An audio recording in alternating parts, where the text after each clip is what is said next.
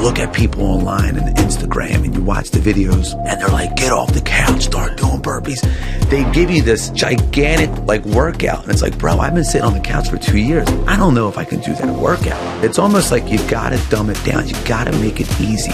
There was a guy, he talks about in the book, who didn't work out. But all he did was, all right, for the next week, I'm going to drive to the gym and drive home.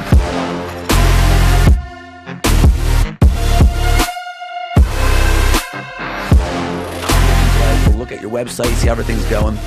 Literally, no lie, Julian. They call me back and they go, listen, you don't need our help. Everything you're doing is perfect. I never heard that before. I swear to God, Jewel. They said everything is organic. You're crushing it. Keep up the good work. And I was like, I don't realize what I'm doing. I'm just being me. Right. But I got to say, you know, to touch on that, and the reason why is because growing up, 13, braces, glasses, pimples, couldn't play a sport to save my life. You know, I look in here, I'm looking at all the athletes. I'm like, oh, I hope he doesn't talk about sports. I hope he doesn't talk about the Eagles or the Phillies this week. You know, but I do know they're winning. I know that much.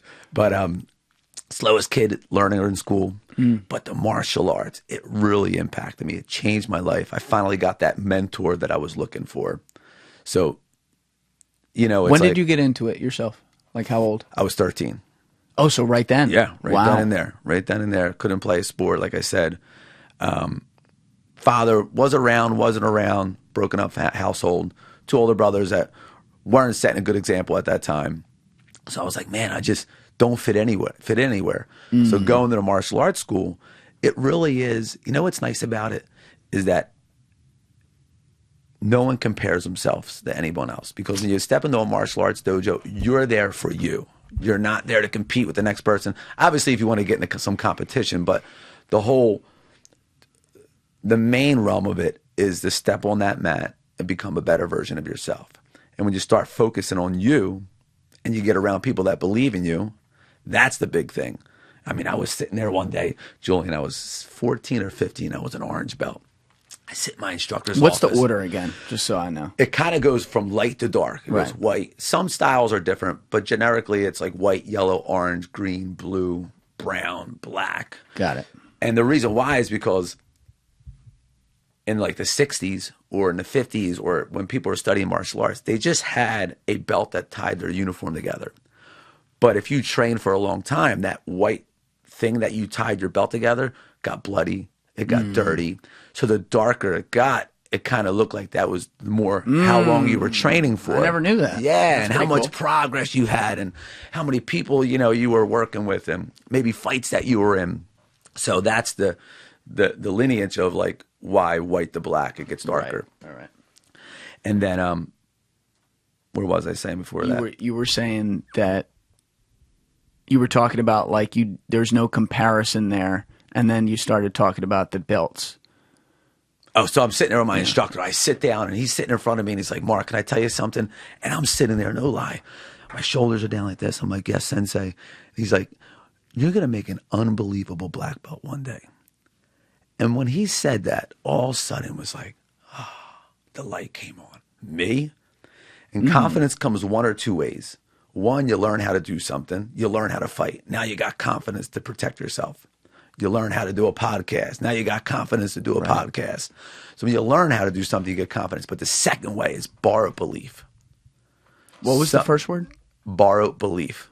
Okay. Meaning borrowing someone else's belief. Here he is telling me he's the sensei. He knows it all. And if he's telling me that, hey, I got to believe this. He must know something I don't know, so I'm going to follow that.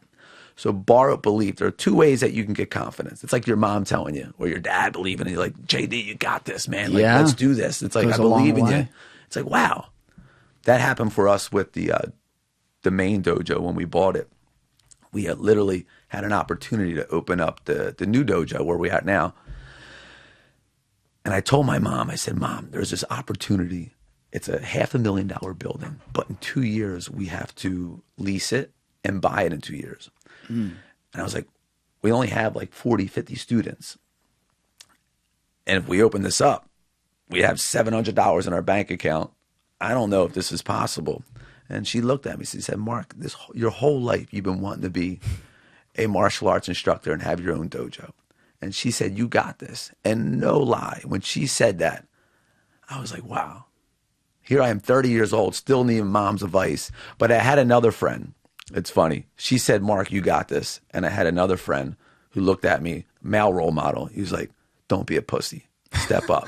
So it's almost like you have these two caring things, right? Worlds, yeah. Mom was like, oh, thanks. I tell this guy, he's like, dude, don't be a pussy. Step up. The fuck up. Right. And do it. Yeah, I love that. It's good. You know what, though? It's good to have, because that's another form of the belief, like you're saying. So it's great to experience it in different ways, because that attracts like different parts of your brain. In one way you feel like warm and happy, and in the other way it's like, oh yeah, fuck, let's get to work, baby. Yeah. And having both of those meet together, it's perfect. Powerful. Yeah, definitely.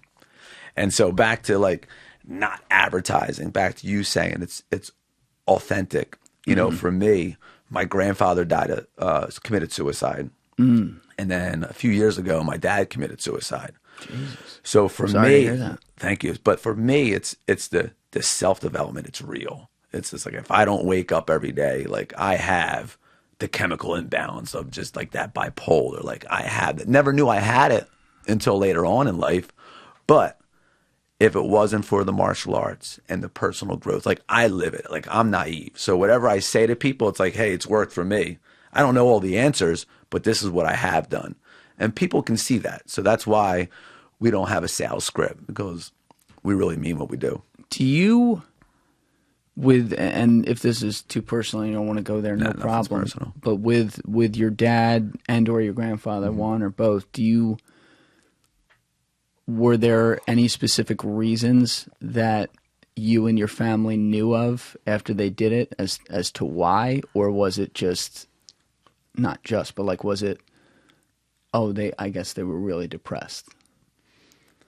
Asking my mom about my grandfather, because I never met him, but she said, you know, he had just the highs and lows, because back in the day, he didn't really understood the highs and the lows. What was bipolar? Now it's so popular.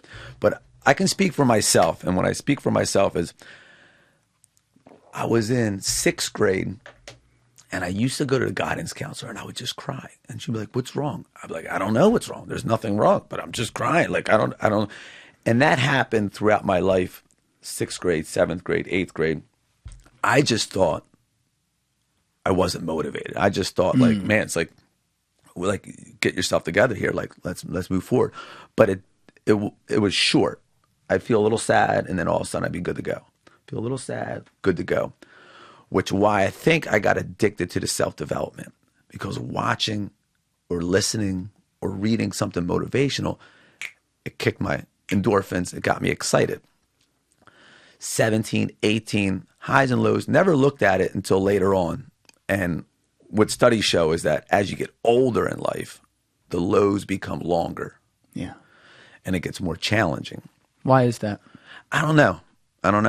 I should ask that the next time. I think it's, and this is just my guessing out there. I'd love to hear people in the comments who know a lot about this kind of topic chime in. But I think it probably has something to do with like the combination of meaning and mortality, right? Because the older you get, the more you recognize that like death is a real thing. It comes for everyone at some point. You don't know when. You actually appreciate that, I guess, as opposed to like when you're 10, you're not really thinking about that. And then you're also, you know, once you get out of college and you get into the world, you're starting to find your place in it. And especially if that can take time, or if you end up somewhere you don't want to be, and perhaps you feel like that's the world's fault and not yours, or a combination of both, and you don't really know how to take control of that. At some point you may say like, oh, am I not really putting my worth in the world? Like, what am I when I'm gone? Like, will anyone remember anything I did? That's important to people, you know? Which is why I'm looking at your Simon Sinek on the wall, like your why, like what's your purpose, what drives you. You know, no one has ever said his name. He's the one guy no one has ever said his name in here. I'm pumped someone finally did. See that? Fucking great. I'll never forget, I was talking to somebody about the Phillies, or I didn't know it was the Phillies, a couple years ago. And they were going on and on about this guy, Howard. I don't even know his last name now. Ryan Howard? Yeah. And they're going on and on. I was like, what are you talking about? Because I don't do sports. And then I was like, well, do you know Tony Robbins? They're like, no, who's that? And it's funny. It's like people know more about the sports, but self-development's becoming a lot more popular because of like YouTube and social media. You can see it more. But it is a very uncommon thing. Like it's okay to talk and complain and be negative. I mean, that's what you see on TV. That's what sells, unfortunately. But to kind of sit around and talk goal setting, talk personal growth, talk self-awareness. I mean, it's getting easier to do it, but that's kind of weird. It's corny. Like it's the self-help section. Like no one goes down that section in the library. You know why it's corny? I think because so many people jumped on that bandwagon on social media to create pages just about it without any, again, like I mentioned this point earlier with you, like you build everything you do off an actual expertise and getting tangible results through something that doesn't have the word self-development on it. It's like that is a byproduct of what you're doing. Right. There are a lot of people out there who just create a page like 10 ways to get yourself motivated today. And maybe if they're like a good speaker, they get on camera about it. And it's like cynically over time, if it doesn't work for people, and statistically it won't work for at least the majority of people, they'll be like, well, what the fuck does this guy know? Or what does she know? What is she even talking about? You know what I mean? Yeah. So it's like, to your point, that's where the corniness or like the cringiness even comes in. But when you look through these fucking feeds on phones, and I can imagine, you know, for the kids, it's got to be like this in a lot of ways. You see more and more motivational tactics coming through. And yet it feels like you see less and less people doing anything about it other than watching the next video that comes up later that day. Right. And being like, oh yeah, cool. That made me feel good. Dose oxytocin, now I'll keep doing the same thing, and all the while I'm just sitting on this fucking phone not doing anything about life. You know? 100%, yep. What I found was, kind of going back to your question earlier about my dad and learning and going through it. As I got older, I think I was 38, and I just finally, I was at a seminar, thankfully going to a motivational seminar. I mean, it was a self-development, not like a rah session. But the guy said the strongest thing you can ever do is ask for help, especially as a man. The strongest thing you can ever do is ask for help. Now, me, I was never a believer in medicine. And in medicine? In medicine. Like, well, just like, oh, you know, you're depressed. It's all love. It's like, no. Right. Work out. Do this. Like, you know, let's go. I mean, I was a believer, but I wasn't naive to it. Like, it does help people, but. It's made for some people. Yeah. For sure. Yeah. Well, I was always the self-development guy, goal setting. You don't have enough ambition. Come on, Mark, you got this. Like, let's get fired up. You know, let's get excited about a goal. That's your problem. And when I tell you, Joel, the best marriage in the world I got the best mom in the world. I'm living the life of my dreams. I get to wear pajamas every day to work, right? It's like, it's amazing. I'm surrounded by great people. I get to teach positivity. So that's all I think is positivity and growth. I'm on the news, like, one of the top martial arts schools in the country. And I would just wake up the next day and just be like, well, I just want to lay on the couch. And it's like the soul comes out of me. And I'm not depressed. I'm not sad. And this went on and on for years. And it got worse and worse. And then here I am at the seminar, and the guy said that. I was like, man. I was like, but I don't want to take anything. I'm Mark Moore. I'm Coach Mark. Like, everyone looks at me as the go-to guy, like, you know the answers. And let me tell you something. 2018 was when I went on Wellbutrin. They put me on a antidepressant. 2019 and on, best years of my life. Really? It's been absolutely amazing. It's still been a struggle. It's the first time I'm sharing this. Well, thank you. Yeah. Thanks for being open. You know, I figure, you know, I'm getting to the point now where it's like, have your message, you know, help others. But I'm still kind of at that point of like, you're Mark Moore, you know. It's like that mask, that imposter syndrome. It's just like, people see me as being this. But Can you tell people what Wellbutrin is who aren't familiar? Yeah, Wellbutrin is an antidepressant. So it's like an all-in-one. It sometimes helps people with attention deficit disorder, bipolar, highs and lows, but there's so many out there. And I'm like, with my ADHD, it's like I'm just like listening to doc really quick. I'm like, just give it to me, whatever I need to get out of this. So I don't know too much about it. But what I do know is that you have to, like anything else, you take it and you kind of keep an eye on it. You track it. Because for me, even taking it like 2019, Julian, it was the best year. I was like, wow, it's like, I know what happiness feels like. Before I used to fake it, like, all right, I'm happy about this. And being the guy was just like, no drugs. It's like, and I did everything. I was in great shape. You know, because the doctors will ask you, like, are you working out? Absolutely. Of course. Yeah. Are you setting goals? Yeah. Like, how's your financials? Amazing. How's your marriage? Out of this world. Like, do you get to help people? Like, I do everything that you should be doing. And still, down. Just want to lay on the couch. So by taking the Wellbutrin, it kind of kicks you out of that mode. And, but. Did you feel like it changed? Like I want to make sure I'm clear in how I asked that. Because I've never taken Wellbutrin or anything, so I can't know. But, like, do you feel like the same person with it? Just like a better, a more clear version of yourself? Or do you feel like, oh no, it made me like a different person? Yeah, so I'll tell you two things. One, starting out on Wellbutrin, I took 2 tablets a day.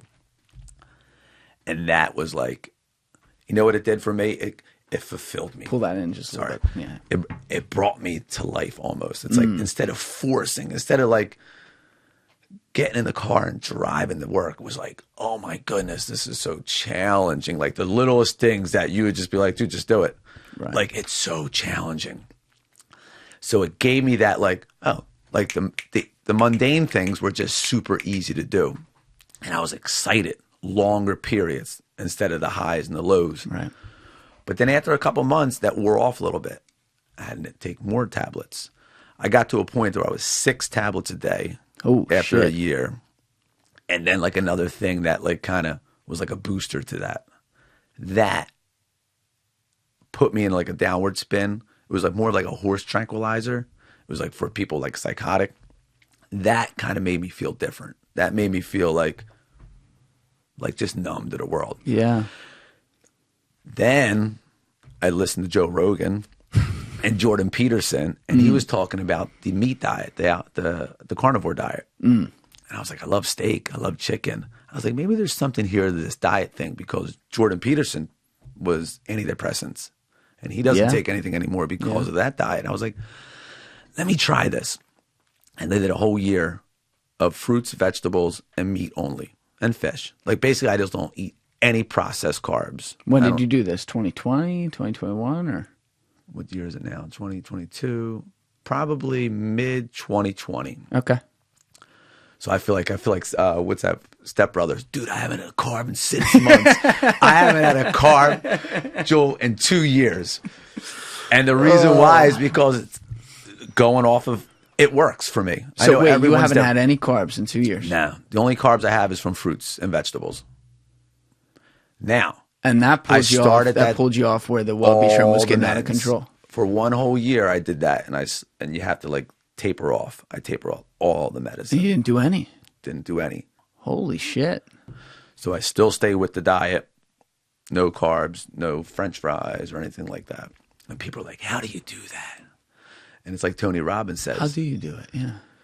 You do things for 2 reasons: either to gain pleasure or to avoid pain. So for me, the pain of being on the couch, not being excited about life, my wife, basically cleaning my diaper and making sure everything's still going well, holding the dojo up afloat because I'm just not actively there in my mind. That pain is worse than not being able to eat fries. So I'm avoiding that pain. That's good. And chasing the pleasure of feeling good and feeling myself consistent. But here's the thing, though. You're not just avoiding pain. You're proactively preventing it. Correct. There's a huge difference with that. Yes. Because, and it's not to say, like, I think sometimes we demonize in society, how do I want to say it? Like, we'll question anything where someone could do something where it's like, oh, are you taking the easy way out on anything? And by the way, most people take the fucking easy way out on everything. Yeah. So it's actually a fair thing to kind of have that attitude. But then you see someone like you who has always been moving, always doing something, always actually building, like literally seeing the chart of life and through your business and what you do for other people go like this consistently. And yet you can still have your struggles. So you also, like in your struggles, looking to solve some of those problems or get a kick, you recognize when things actually are masking other things, it appears, just based on your timeline here. And you go and say, well, how can I get to the core of that? What are some ways that I could do right now where I can write it down and say, I'm going to do this, and then this may happen. Like, let's track it. And you do that. And like with food, I have been thinking about this more and more because I don't really have the luxury of picking out what I eat. I eat well, but I eat the same shit over and over because like I'm in that period where I'm working all the fucking time. Going to eat is a job. It's like get it done. It's not enjoyment or whatever. And I eat, brown rice and like lean ground turkey and stuff. But I literally have that every day. That's not great. So I've been starting to think now, like as I come towards the end of this era where it's fucking 24/7, 7 days a week, and I can like invest in myself a little more. I've gotten so aware of how much what you put in your mouth impacts every fucking thing about your day. And it's not to say you have to eat everything perfectly or be as like insanely disciplined as you clearly are. I'm not saying people need to be like that, but it's like the little things like, do you eat the shitty granola bar or do you eat a Quest bar, right? Or something like that. You don't think anything of it. You don't look at the nutritional label to like get all micromanaging of your day, but like the difference between that 13 grams of sugar, 200 calorie bar and the 250 calorie, 20 grams of protein, pretty fucking solid Quest bar is monumental in what happens up here. Right. And so for you, not having a carb, obviously like more excessive and it seems like you like to challenge yourself, but the clarity you got to have from having almost no toxins whatsoever, just based on what a no carb diet, for example, would have to take into account, has to be insane. Yeah. It's when you going back to like you saying having this or having that, you got to ask yourself. And by the way, I mean, for those that don't know, JD is shredded. I mean, he is jacked. I came in here training with mom. Did mom train you? Not really growing up. Not because she couldn't. She would have been great. It's just like that mom-son thing. Yeah. Like, when you're like, did you play sports? About it. I did, but I was average. I was very small. Like, I grew in height when I was a junior in high school, so I finally got some height, but I was a stilt. And then I started lifting weights when I was 20, and I got very, by choice, happily addicted to that. Right. Good. I think it's like how you look at things. It's like, is this going to, like the Quest and the granola bar scenario, is this going to fuel me or clog me? Mm-hmm. It's like, what do I want to do right now? It's like, what does my day consist of? It's like you take out your planner or you look at your calendar, like, what do I need to get done today? And you got to look at that as like, your life is your field. Like one thing that we talk about at the dojo is, yeah, you may not be a champion in baseball, but you can be a champion in life. Being a champion in life is like so much easier because you're just trying to be the best version of you in your arena. So your ring is your life. So it's like, if you want to dominate life, it's like you want to train like an athlete. You want to eat like an athlete, like be an athlete of your life. Yeah, maybe you weren't a baseball player, but having energy for your kids, having energy to achieve the goals that you want to accomplish, like that stuff requires energy. And if you want to be able to do it well and do it for a longer period of time, you got to look at your meals. You got to look at your food. Is this going to clog me or cleanse me? I want to be fueled. I want energy for the next 12 hours. How am I going to get that? So now you start looking at the food as a different perception of it. It's like, I'm eating to do well. I'm not eating. It's like, what do they say? Like, eat to live instead of live to eat. You know? Yep. And it's the small, but food's funky though. It's like everyone has their beliefs. It's like politics, like carnivore diet or vegetarian or I don't eat that. Like it's very hard, and everyone's different. Everyone has like a different DNA. So what works for you may not work for someone else. There's different options to your point. Yeah. You ever hear of the book called Food Rules? No. By Pollan, I think is the last name. Michael Pollan? Yeah. Really? I gotta check that out. Julian. I don't know that the one. simplest, easiest book. And he talks about everyone can agree with these 7 words. So if you're sitting down and listening to this right now, you do not need a nutritionist or a seminar on nutrition. Eat food, not too much, mostly greens. Eat food, not too much, mostly greens. Meaning eat real food. Yeah. Eat real food. Like you have to cook it. Not too much. Be like a samurai. Samurais, they would say 80% full. Because a samurai, they didn't know when they would have to go to war. So they wouldn't pig out. Yeah. So don't overeat.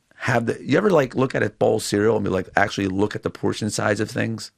Portion sizes of things? Recently, a lot more. Or just, have it. Yeah. It's like, man, like when you put food on your plate, we put a lot on our plate.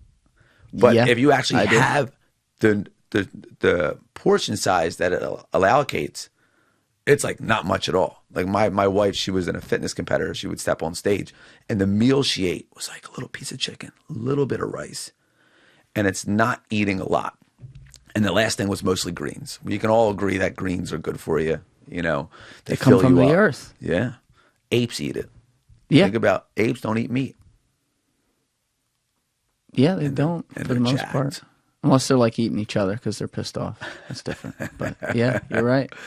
And in the food rules books, every page is something simple. If it comes through a window, don't eat it. Think about it.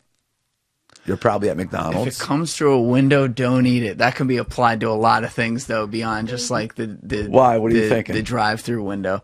Because I'm like where my head actually went before you made it obvious on like the fast food reference was like if it comes through a window. I don't know why, but I started thinking about like factories and stuff and like the processing part of food. Cause that's another thing too. Like you're saying this without saying this right now. Yeah. The little teeny tiny, like microscopic ingredients that I can't even fucking pronounce them or say them right now. I'd have to read them on the thing that are in fucking everything that we buy at the food store. You can't tell me, it's not some global conspiracy or whatever like some people try to say, but you can't tell me that any of that shit is in any way good for you or that some of the health afflictions that we have, you know, be it even things like the most common thing, unfortunately, which is like higher rates of cancer and stuff, isn't coming from that. Of course it is. It's got to be. Well, if a third grader can't pronounce it, don't eat it. It's in the book. That's a good one. If it's made in a plant, don't eat it. If it comes from a plant, eat it. Back to your factory. If it's made in a plant, don't eat it. If it has more than 3 ingredients, don't eat it. And it's almost impossible purely these days, but if you can stick to the things that are closest to not being that, I think you're probably in good shape. Yeah. You know, and live a healthy lifestyle, like work out and stuff like that. If you I was listening to somebody the other day and it made a lot of sense. He's like, you look at people online and Instagram and you watch the videos and they're like, get off the couch, start doing burpees.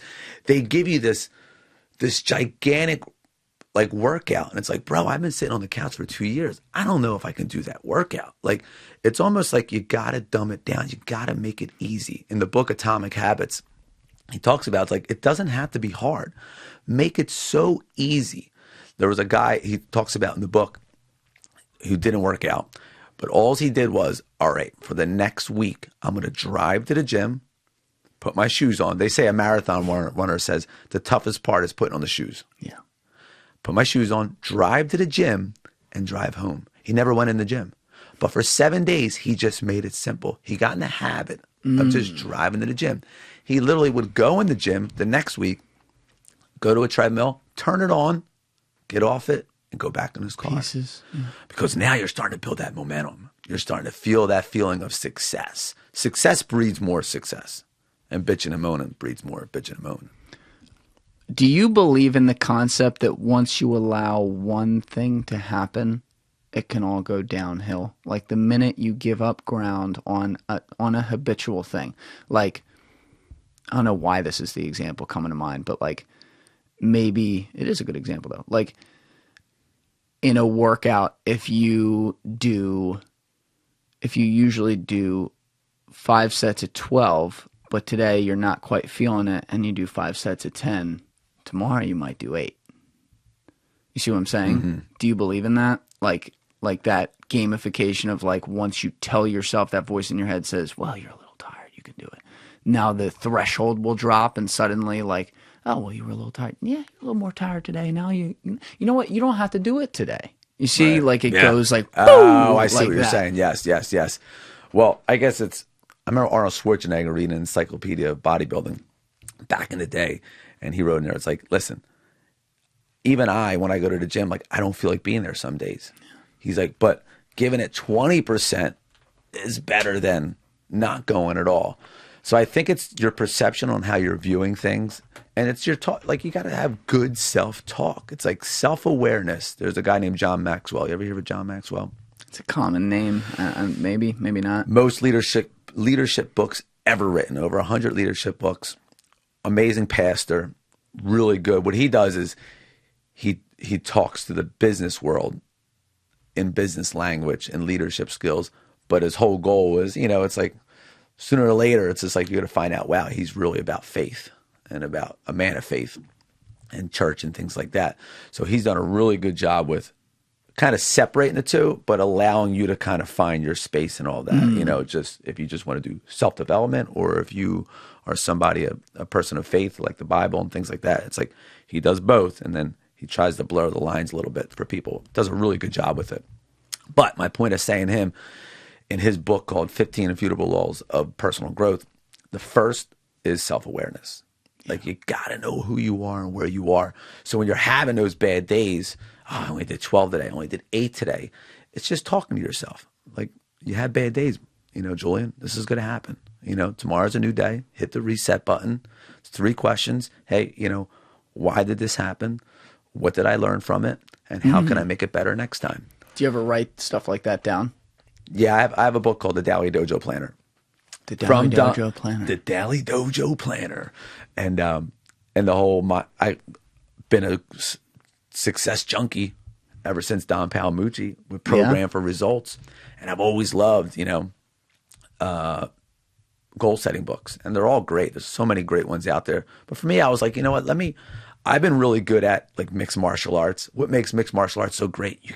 If it goes to the ground, you know how to wrestle. If it stays standing, you can box. If it's tight, if it's far away, you got Muay Thai.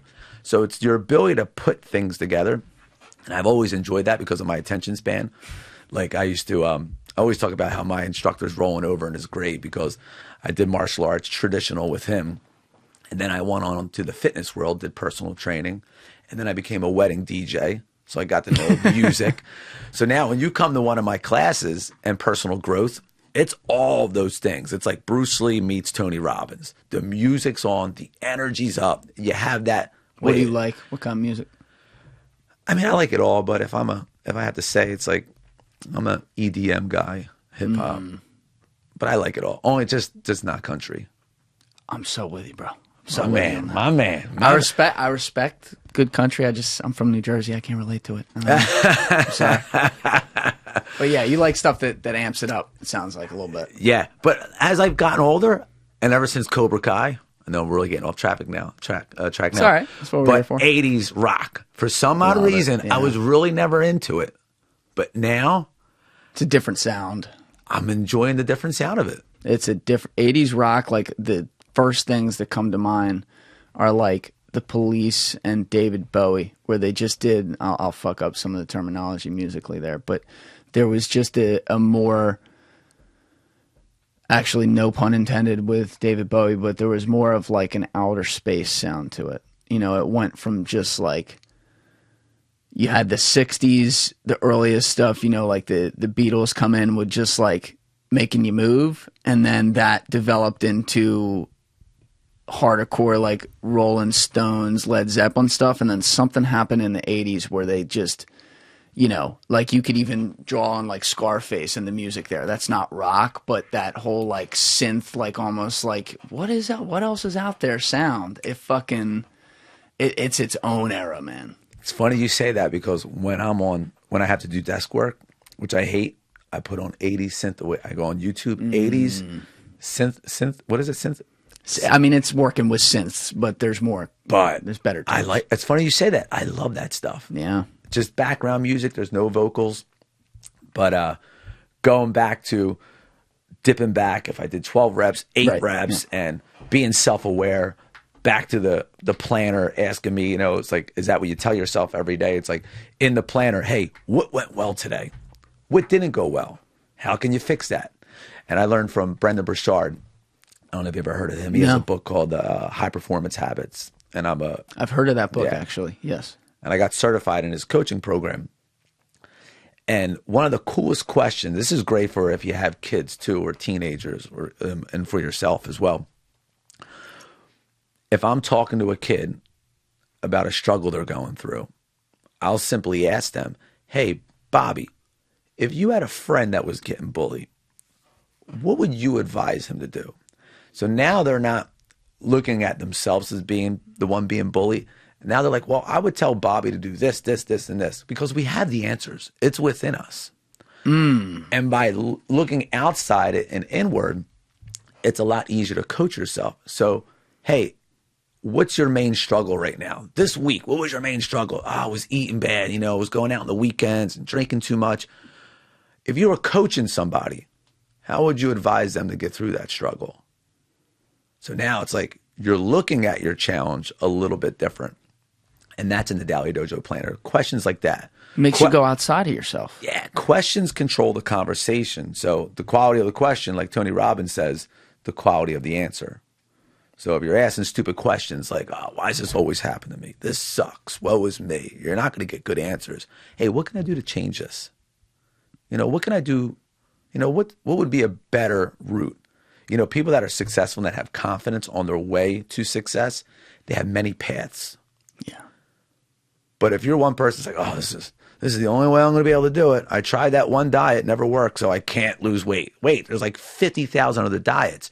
Keep finding different pathways. It'll give you hope because there's more than one way to get there. And it'll give you the confidence knowing that if this doesn't work, I can do something else. If you are trying to do an ask of somebody in life, which, by the way, is very important for pretty much anything you're trying to be successful at. You're going to have to ask for things at some point, like, can I get together with this person to get an opportunity to talk with this person, whatever it is. It's, to me, the psychology is exactly what you're talking about right now, because it's much better to ask a question that leads to making the other person join you in solving the problem, rather than asking a question that gives them the opportunity to say yes or no. And I still will fuck this up all the time, because sometimes it's like hard to think about, well, how could I ask this and not be weird? But if you ask in an email, hey, can you meet on Tuesday, or would you be open to a conversation? Well, they can just say no, right? But if you say,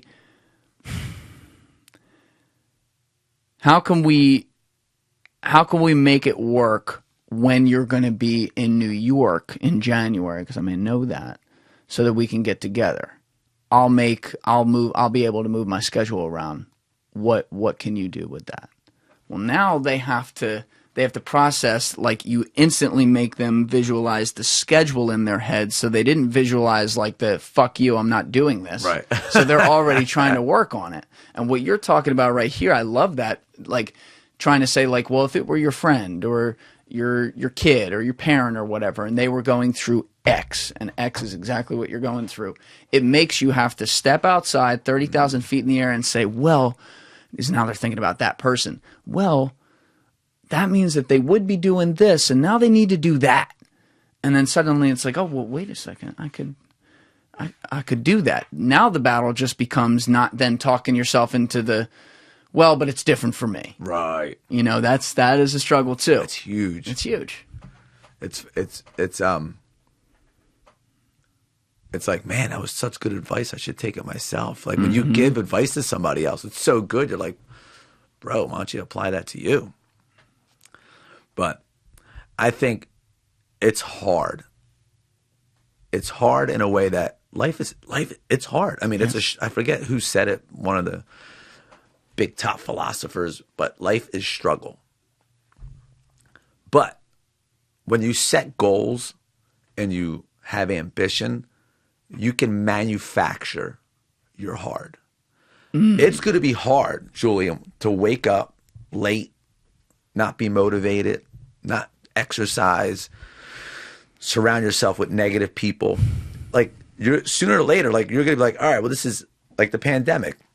All right, great, we're off for a week. Like, people were pumped for like that first week of off, not having to do anything. Yeah. But over time, you don't feel good about yourself. Like you're meant to do shit. With other people, too. Yeah. So that's hard, being fat, sick, and lazy and dumb. But it's also hard going after your dreams. It's hard trying to become a better version of yourself. So you literally get to say to yourself, well, what hard do I want to choose? One of them is going to give me a better outcome. The other ones, I'm just going to sit in my own stuff and not improve.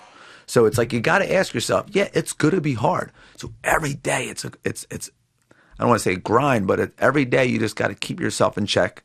But it's like that my mom and my buddy Joe Coco, who called me the pussy. It's like, you got to have both. You got to have compassion for yourself, but you got to be tough on yourself. It's like, hey, bro, like, back to I only could do 8 today. So again, it's fulfillment in life. It's like art. It's like, today I'm not feeling it. So what do I need to do? What's the best I can do today? If typically I do 10, all right, Mark, it's like, you're not feeling your best today, and that's okay. We have bad days. Compassion. Tomorrow, it's stop being a pussy time. It's like, you got to step up your game. You got to keep yourself in check. So you're constantly going back and forth from those two to help guide yourself through the hard days in order to achieve the things you want to achieve. It's funny because I'm listening to this and I'm a little bit, I'm definitely OCD with how I treat myself. So when I ask you a question about like the reps, for example, that is something I absolutely think about. Like, I'm like, oh my God, if I don't do it today, that means it's going to be worse tomorrow. And I shouldn't reiterate that in my head. I should look at it with more of a being able to say, like, day to day, okay, am I performing? Am I giving everything I have? Am I putting myself in the best position to do what the goal was today, which in that case was to work out and have a good workout? If the answer is yes to those questions, you should be able to say, hey, my body's telling me like no on that thing today. And I just always struggle with that line. But with what you're saying about having compassion for where you're at during the day, could part of that also be like you got to take an action afterwards, in the sense that, let's just stick with that example. Let's say you feel like you only got 10 reps today when it's usually 12, or it was 12 yesterday. That might be because you're tired as fuck, or also a combination of you're not in the best mood. So you may say, okay, well, how did I get here? I got here because I only slept 4 hours last night. I got here because I ate like shit at lunch today. I had regular pasta instead of like brown rice, or something simple like that. And so tomorrow, what am I going to do to not feel this way? Well, I'm going to have brown rice instead as my carb. Well, for you, that wouldn't be relevant, but for me, that's relevant. Okay, I'm also going to make sure that I'm in bed by X time tonight, and I sleep for 7 hours at least, which I can measure on my 8 sleep right there, which use the link in the description and code TRENDIFIER. Check out TRENDIFIER, $150 off. You're on the 8 Sleep Pod Pro cover today. We got that in. I don't have to do the ad now, but you see what I'm saying? Like, you can plan it out a little bit, right? Yeah. And that actually can then make that quote unquote compassion not be like, and this is how I think of it in my head, like not be the cop out to try to justify what you're doing right now, Yeah, well, what you did and what you're saying is, you had the off day, and now you're saying tomorrow I got to dig deeper back into that's where people go wrong. Like, the more you don't feel like doing it, the deeper you got to fall into your structure, into your routine. And that's why most people don't do well with having those bad days, because when they have the bad day, they're like, well, I guess I can't do this. I tried to stop drinking Monday night. Come Friday, I drank. I guess I can't do it. But the more of a routine you have, and if you know your routine, now you're able to see, whereas you have the routine, you're able to see, where was I off? Where do I need to make the adjustments? But most people, they don't have a routine. They wake up and they go, and they react to other people their whole day. This person has an emergency, now it's my emergency. This is wrong over here. This person needs this, that person, and they're reacting. But when you wake up with a purpose, like it's called the purpose spear. It's like if you wake up and you launch that spear, you're now focused on where that spear is. It went 50 yards. I see the spear. That's my goal. That's where I'm going. So you run to the spear, and what do you do when you get there? You pick it up and you launch it again. So if you're focused on the purpose spear, if you're focused on what your goal is, you don't see the little potholes. And if you do hit one, you're like, ooh, that was a little, how do I correct that? Where was that? That was a little bit to the right. I got to make sure I don't hit that next time. So if you know what your structure is, if you know what your week should look like, or what is a perfect day, like what's a masterpiece day? It's waking up at 6. It's having my meal at this time. It's doing this at this time, checking my emails this time, taking the kids here at this time. If you know what a masterpiece day is, you now know how to take the temperature on it. It's like, today was an okay day. I give myself a 4 out of 1 out of 5. What will make it a 5 tomorrow? I got to make sure I don't hit the snooze button. Like, whereas you're able to do that. You know, I was a little off. I didn't have the brown rice. Where most people, they don't have the structure to fall back on the routine or what was wrong.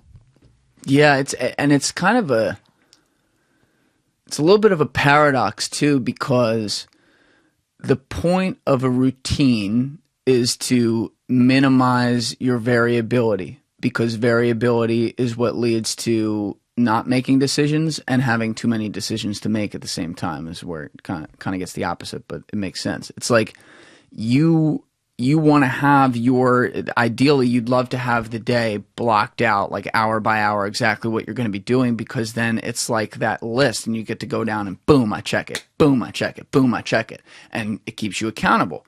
At the same time, that requires planning and reducing your ability to have to adjust to those potholes or whatever. So I can relate it to my life because this is what I got to see every day. But I think you can understand, as someone who built a business where it was probably hell there for several years, getting it off the ground and everything. So you get it. It's like, I don't have enough hours in the day.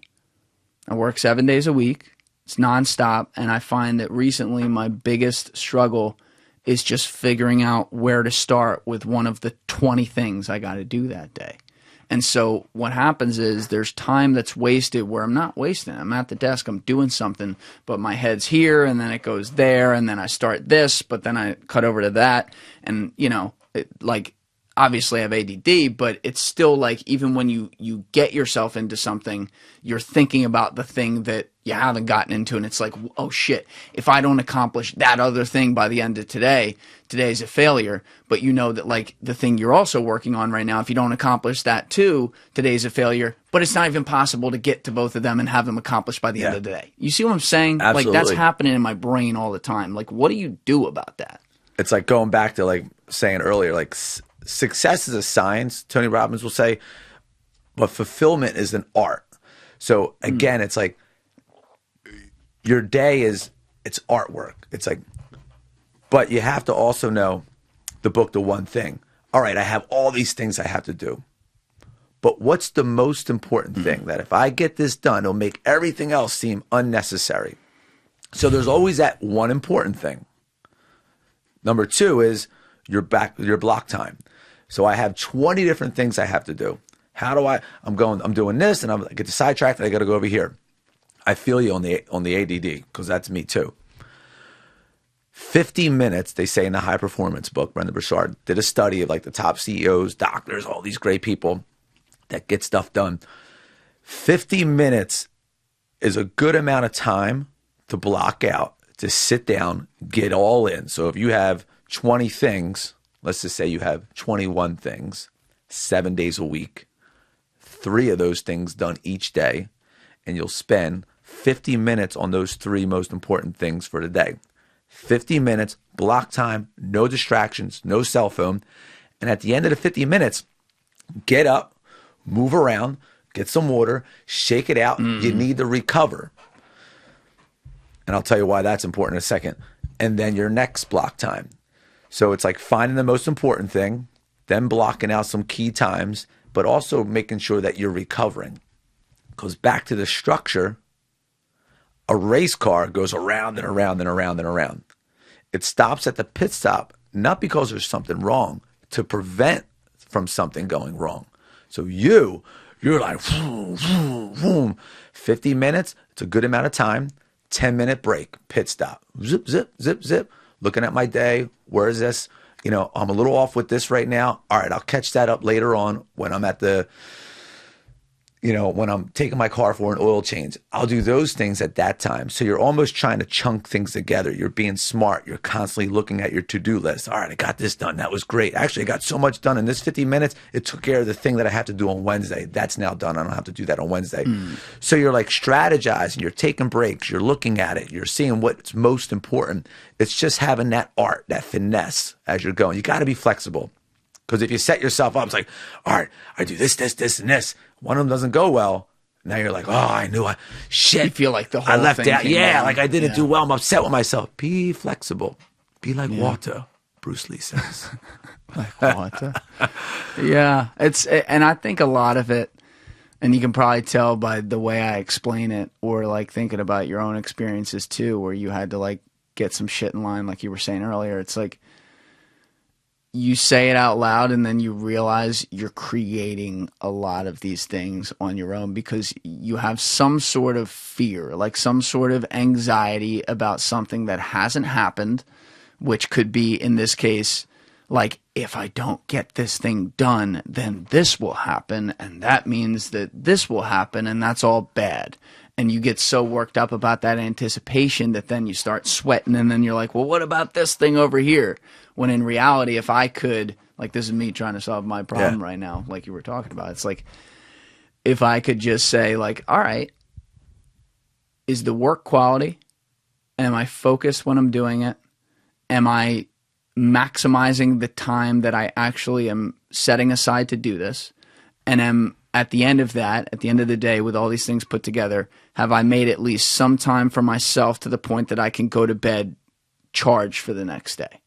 Like, I feel like if I could get, I guess that's like maybe 3 things right there. If I could get that done, then it wouldn't, the focus on what's going right or wrong here wouldn't be so much on the, did I get all these things actually done together throughout the week so that I can move to the next week and start the new things, versus did I do quality work, take care of myself, and actually feel accomplished. You know what I mean? Basics are the most important part of anything.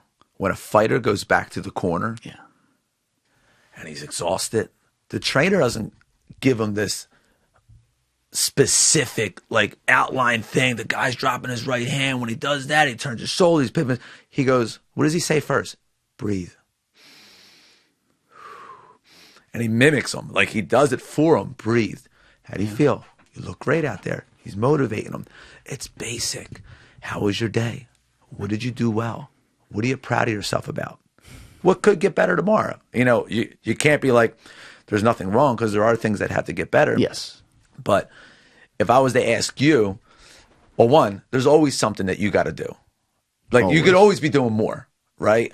But it's like, what, it's reminding you why you're doing it, your why, like Simon sank on the wall. It's like, what do you feel proud of yourself that you built today? Because obviously, being a podcast person, you're probably like, I gotta create shit. You're a creator. And that's the cool thing about being a creator. Like, people that hate are not doing anything. Yeah. And they're judging everyone else. When you create, it's like, life is awesome. Like, that's a growth mindset. You, every day, you're progressing. If I was to ask you, because it's probably like a thumbnail. It's like, oh, I want to dial up my thumbnails better. But if you just did the thumbnail, that's done. But it's like wanting to do better, and that's where you kind of get caught up probably sometimes when I want to do more. You just nailed one. Yeah. So what are like the key things that you have to do for the podcast? You're asking me right now to say. Okay. Yeah. I got to put out an episode. Your basics. You're like, I gotta have a guest scheduled every week. I got to put out an episode that's edited correctly and with all the details done correctly, down to the branding on it and the correct cutting of camera angles to a T. I got to have that out every week. And then I have to create content from that in smaller snippets to be able to get out so that people can have my show in front of their face as much as I can at quality, right? So a way that actually recently might be getting a little better solved for me is like with my marketing content, that was the thing I was able to make a difference on, meaning like there's so many fucking podcasts out there. I was like, you have to find can you find one thing about a podcast, I don't know what it is, that like you can be the best in the world at? And I realized, holy shit, for all the amazing creators online, in podcasting, people aren't really producing good short marketing content. There's like none. I'm like, the bar is so low. I could be the best at this because I'll spend the time no one else will. And I do. And like, frankly, yes, on YouTube, my numbers are like the best on views per video for podcasts. Feel like I earn that. But it comes at the cost of they take 15 to 20 hours a piece to do. So what can I not do? I can't put out one every day. And so then this one kid I know, fucking guy starts a fan page on September 1st. And his job in that case is just like he downloads the full episode off YouTube and then just takes the clips that are noteworthy, puts a little music on them, and puts it out. He doesn't have that brand that I have where it's like I got to create all this stuff that takes so long. He can put out more. So now he's putting things out in front of people. So the most important thing on the back end was that third part, which is how do I get bits and pieces of this very long podcast in front of people that entices them to watch more. And I do feel like, to give myself a little credit, and really actually to give Alessi, who's running that page and doing an amazing job, some serious credit, is that we now have bridged that gap a little bit, such that I know that if I'm focusing on the episode and the quality and spending all this goddamn time on intros now, which I do at the beginning of episodes, or also then creating some of that high quality short content, like there's still stuff happening that is driving some awareness to the podcast. So that's like, I haven't, now that you made me say that out loud, I haven't really given the show itself credit for that, but it's also, it points out the fact that someone's given me some help for the first time. I've never had that. I've done every single thing. He launched that September 1st. From September 15th, 2020, and when I launched the show, and before that, when I was building it, till then, no one had ever touched a single thing on this podcast. And now there's a kid doing a fan page. Like that's progress. You know what I mean? That's what successful people do. It's the delegation. It's like, all right, what is my main thing I'm good at? That's booking the person, getting them in here, doing the videos. I mean, is this the same setup every time? Oh yeah. Okay. When you were saying I had to do the setup. Is that what you meant by this? When did the camera angles? I got to make sure this is good. Like, what do you mean by that? Yeah, I'm referring more to the. I know what you're saying now. I'm referring to the post edit, because what I do is I have to take post edit. Got it. Like camera. Mic. I do 2 mics. I have a backup as well in case, like, actually for a second, the mic here went out for about 15 seconds early on in the podcast, but I have the audio right there, so I'll plug that 15 seconds in, right? So I have to then, after we're done, put all this together, line them all up, get it so that the mouth is moving at the same as the audio for the entire time we're talking, which means you have to self-adjust that. Yeah. And then I go in on the multi-camera afterwards, and I have it set up, and I got to click from angle to angle based on who's talking or who's reacting to something. That's what I'm getting at. Do you have that in your schedule where it's like, all right, on Mondays I do this, on Tuesdays I do this, or you kind of like, you go off a feel? I have to do it off a feel, unfortunately, because I record any day that the person can. Okay. So it's not like I record on Fridays. Yeah. Well, if Fridays aren't good for some people I'm going after, I won't be able to record with them. Right. I've recorded on every day in the history of this podcast. I've recorded on every day of the week, multiple times across it. Even if I have more favorite days that ended up working out, be it a Thursday or Friday sometimes. I've recorded a lot of Mondays, a lot of Tuesdays, Sundays, Saturdays. I've recorded as early as 9 a.m. in the morning, though. Like today, we're doing 10:45 a.m. That is the absolute earliest I will ever do, right? It worked, actually, because I planned it ahead of time. Like, I'm going to go to bed earlier the night before, so I felt good today. But I usually like to record 12 p.m. or later. But I have started a recording at 11:30 at night with someone, right? So I can't say, like, Wednesday is when I will edit the episode. It's like, well, how long was it? When did we do it? That's one thing that does suck right now, because I'm not in a position yet where I can set that. When I'm huge and and I can get whoever the fuck I want in here and stuff, and I'm not doing that part, I really don't have to worry about that as much.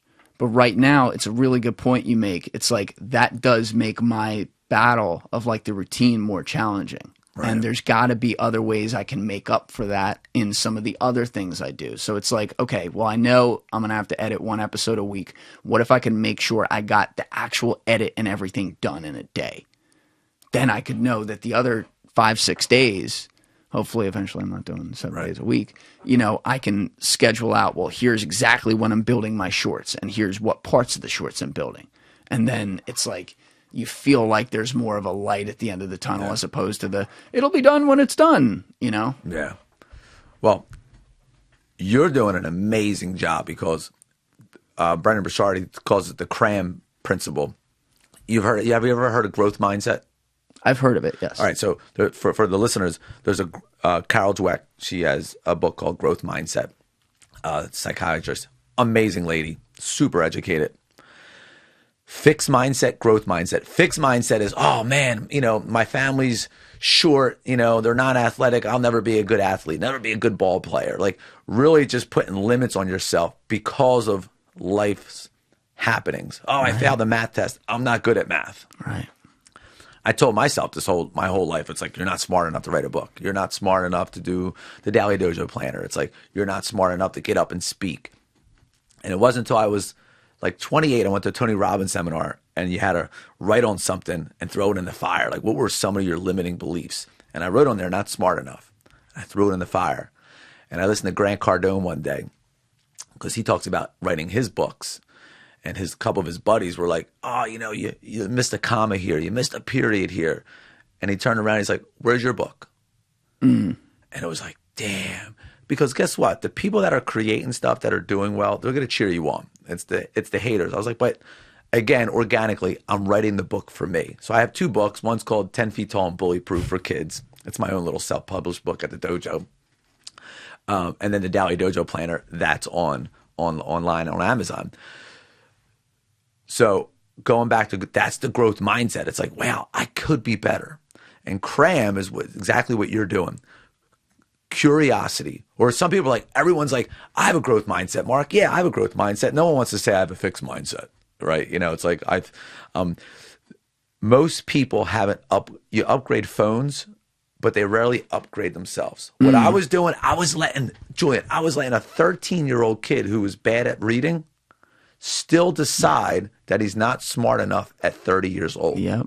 I never upgraded. Like, that's insane.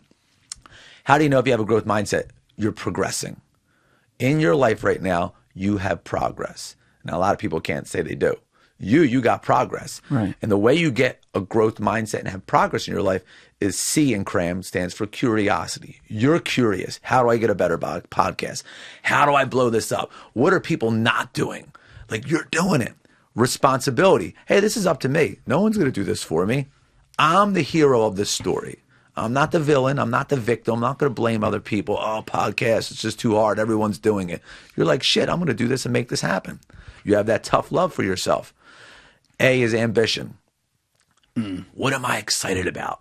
I want to have you know what? The future, I want to be able to have a person on Monday on my schedule because the podcast is that good. I want to have a studio in New York. Like, you got fire. Right. And then the last one, M, is mastery. Now I know who I am. I know what I like. I know how I'm growing. Let me dive deeper into this. Let me make this better. So it's just the questions you got to ask yourself. It's like, I have so much to do. Who could I delegate to? Hey, right now, I'm rocking and rolling at this podcast thing. I built something so amazingly, so organic. Maybe there's someone I can take on underneath my wing and show them a little bit, but they're doing some of the video editing for me. Right. So it's just setting your team up and strategizing and being aware each and every week what's working, what's not working, how do I make it better? And I'm looking forward to that too. Like, that actually is not an issue at all. My thing is that I need to be able to pay them, and I need to be able to pay them pretty well. And when it comes to editing the product, I can't have someone remote. They got to be here with me. Gotcha. It's how it is, because the one thing I had to make sure of right away is I'm like, when I start this, I'm like, you know, all right, you're dumb enough to start a podcast and leave everything behind. That's never been done before, right? There's a fucking 4 million of them out there. So if you're going to do that, everything that is in your control, everything that's in your control, because a lot of it's not in your control. Growing the audience, people deciding to listen to it, that's like you put yourself in the best position, but it's not in your control. You're not clicking the button for them, right? So the things that are in your control that can lead them to a higher chance of clicking that button and giving you a shot, you need to do it, and you need to do it right. So the production of this thing and the detail I put into it, it has been that way since day one. Some things I get better at. Some things I go over time, I'm like, you know what? That was overdone. I don't need to do that. That actually makes the product worse doing it that way. So let's try it this way, right? So there's things that change, but you know, when you get what you pay for and you get what people feel like they're a part of. And to me, anyone that works with me needs to feel like they own this as much as possible. Like no one's ever going to care as much as I do because it's mine, just like no one's ever going to care about your dojo as much as you because it's yours, right? I recognize that. But how can I make someone be a part of this and feel like it's fucking theirs and they give such a shit about it to the point that I'm never going to find someone who cares that much. You know, that's my battle. And so I'm trying to get to that point slowly, but you know, the fastest I can, it's going slowly, but the fastest I can to be able to say like, all right, now I got my guy in here with me. We can divide and conquer. I'll need 90 days to sit with that person, and it's going to be that kid Alessi. Like he's awesome, and he's waiting to move up here, right? And is trying to move the clock himself by working on content now, which is really cool. But I'm like, I'm going to need the first 90 days of hell for him to just know every detail and just get it through his head, and then say, all right, now this is yours. Do as you wish. And by the way, if you find a better way with shit, do it. You know what I mean? So you're 1,000% right about that. But if there's something that I've definitely struggled with my whole life that I'm trying to get better at, and you're not saying it right now, but you said it earlier, and it does tie into all this. It's like you do have to be willing to ask for help, right? Like I've been the guy the whole time when I have to say the line like, please subscribe, make sure you do this. I knew early on you have to say that, so I do.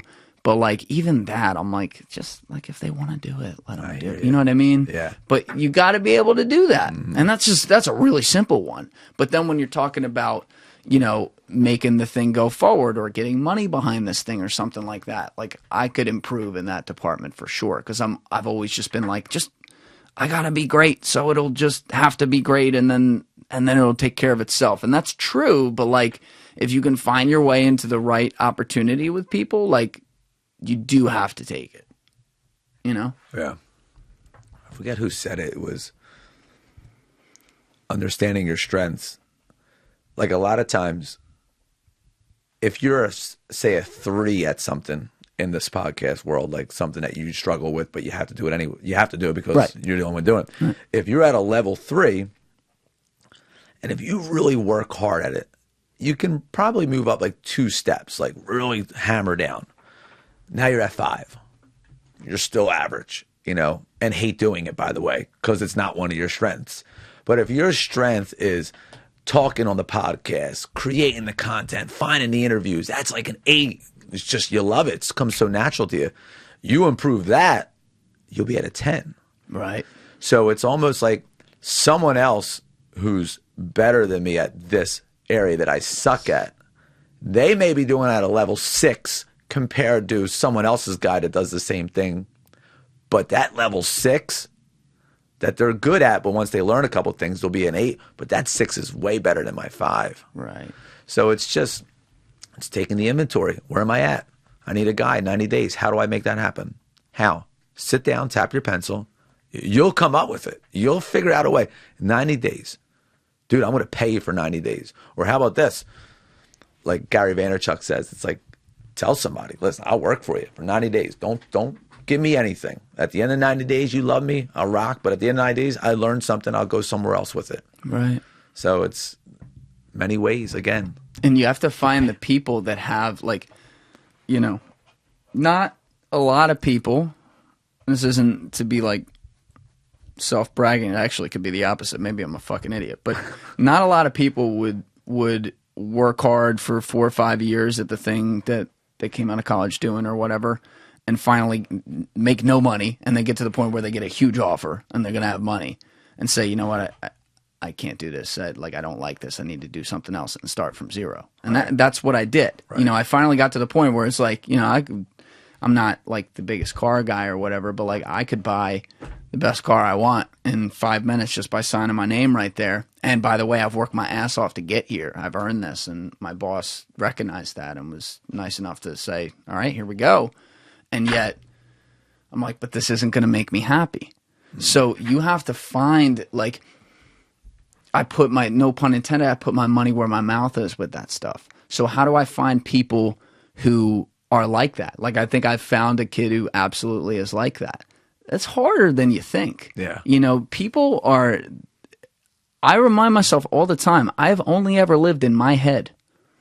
You know, I can read other people's actions and the way they communicate and stuff like that and get some idea of some things, but you don't know what goes on in someone else's head. You don't know what they're really wired for. Shit, my wiring probably changed 12 times throughout my life as to like what motivates me. You know, it's always changing, but it's like, how can I find people that don't have to be wired the same way, but have the same perhaps priorities of how they want to feel in life and how they want to get there to do that. And in this case, it's like be a part of something that they believe in, work that they enjoy doing. So it's not like, you know, you always have some work with something, even if you love it, it's what it is. But like, you know, they look forward to doing it every day. You know, if I can get that here with me, like that's enough. They don't even have to be like the owner and care as much as me. They just got to be like motivated like that. You see what I'm saying? Well, like attracts like. Yeah. So I think you'll find somebody like you. Yeah. And then the other thing is the way you want to be self-aware for yourself and ask the questions. It's the same thing with your team. Like, hey, what are you fired up about? What motivates you? What do you need right now? So it's constantly checking in with your team to be able to be a little bit ahead of them. I need more money right now. All right, let's figure out some ways. You know what? I'm just passionate about this. I want to learn how to do this part of the business. Well, let me show you that. So it's like different folks, different strokes. Yes. Everyone's different, and it's trying to figure that out it's tough being a leader. It is not, you know, being a boss, being a leader, being the person that's running it all. But the best thing you can ever do is just simply lead by example. I mean, people are going to see your work ethic. You don't have to tell them. They're going to know that you're putting in. They're going to see it. Right. And they know who you are, your character. I mean, you've been doing it for a long time, so you got your track record. And it's just figuring out, you know, creating your own little culture within the podcast world that you have here. Yeah. How do you know, you have a lot of different people working with you over there. It's like, how do you constantly stay on top from like a communication standpoint to accomplish what you were just talking about, understand what's important to people at the time, not just in the job, but like in their life and how that impacts what they're doing with you and also like their happiness. Like that's stuff you clearly care about. What do you have like a system per se where you check in with people, or is it more just like a feel? Yeah, I've gotten better over the years. Right now we have a system every night before the night starts. We kind of have like a quick half hour staff training, but on Thursdays we have book club. And on Tuesdays, we talk about instructor training, like just how to make yourself a better instructor. But for me, what's nice about me, it's like I get to see these kids grow up. They're like 12 years old and they're white belt, and they're all of a sudden, it's like now they're 17 and a black belt. I got to know them. I know their character. Obviously, if you make it the black belt, you love the culture. You love being here. So I have a pretty cool, you know, career path in a sense. I get to know who these people are. I'm not just hiring someone off the street and hoping that they're going to be a right fit. I know them. I like them. I trust them. I respect them. The only hurdle is getting people to see martial arts as like a career. You know, it's still one of those things. It's just like, wait, what do you want to do? I mean, I married up. You know, my wife, her parents, teacher, lawyer, really great family, and I had a great family. You know, but we were high school sweethearts. So here we are, 11th grade, 12th grade, and it's just like, Mark, what do you want to do? Her family, it's like, I want to have a karate school. It's like, I got two older brothers, you know, not doing the right thing. I got no dad around, and, you know, mom's working 3 jobs, cleaning toilets to make ends meet. And it's just like, all right, you know, like any parent would. I'd be a little skeptical, like, yo, this guy you want to spend the rest of your life with possibly wants to teach karate. But now it's become quite the career for a lot of people. It's with mixed martial arts and people saying, especially self-development, martial arts is great, but it's getting them to see it as a career and doing better at that. And for the ones that don't want that though, but that love the consistent teacher that a hobby like this is, even for them, like a place of competition like this is, I gotta think that that's still, when you're talking about life with those people that maybe aren't going to do this, because again, like when you're talking about career with this, as far as I know, there's 3 main ways that can go. You can be a professional fighter, which is the hardest one to get to because it's like 0.0001%. You could be somebody who owns and teaches a gym like you, which also you better be dedicated like you were to build it over many years and get to the point where now you're in that top percentage and actually doing well and making good money with it. Or you could be someone who, I don't even remember what the third one was. Either way, it's a limited selection. So the people who maybe have another ambition or something like that, it's like you can still, I would imagine in talking with them, you can still use the thing you guys have in common, which in this case is training and the martial arts and all the thinking and processing that goes into that, along with the physical endurance, to be able to relate that to the lessons within their life and what they want to do. Because if they got good at martial arts, that means they have some sort of baseline of discipline, of being able to focus on something, being able to set goals and improve. And so therefore, if they want to be an accountant or an actor, whatever it is, or everything in between, it's like, well, now you can work on just applying what you did here to that. Yeah. It's the coolest phone calls I get. Coach Mark, how are you? I'm like, yo, what's going on? And it's like, I can't believe it. This is going great in my life. And it's, and it's all the things that you taught. Like, no one ever comes back to me, Julian, and it's just like, dude, that jab, cross, hook, reverse knee combo you taught me back in the day, sick. Used it yesterday. Like, no one ever. Like, hopefully, 9 times. Like, only fight I ever been in was with my older brother. It's like, hopefully you never have to use it. And most people don't use it. So why else are you training? And it's always the messages. Your attitude is your altitude. Every day and every way I get better and better. It's like good, better, best. Never let it rest until your good is better and your better is best. Like, it's all these things that they constantly hear at the dojo. Whereas I get Toby, he's a cop in Virginia, I think, called me a couple months ago, probably last year, crying. He was just like, you don't understand. Like, I got shot on the job. And all that went through my mind was the training at the dojo. Be quick, take off. Don't be first. Don't be last. Got to move. Let's go. Your attitude determines your altitude. I'm sitting in the bed, feeling depressed and sorry for myself, thinking about how you always say, your attitude determines your altitude. Sitting in the bed, having a positive mindset. Perception is the only thing that can change my reality. Finding the meaning why I'm sitting in this bed and using it to fuel me. So it's like, that is what the students get. And they take, like you said, and apply it to everything else when they move on in life. It's so cool. So it's the psychology of their life. Yeah, it's the baseline of it. And that's why I'm trying to dig deeper into the whole self-development thing and just making it fun and making it something that people want to enjoy hearing and doing more of. When did your dad pass away? That was how old 5 years ago. Oh, so that wasn't that weird. long ago. Yeah, it was weird. I didn't talk to him for like, I don't know, 15 years. I didn't know where he was. And then I get a call and it was just like, your father's in the hospital and he's on his deathbed or whatever. And it's just like, I walked into the room.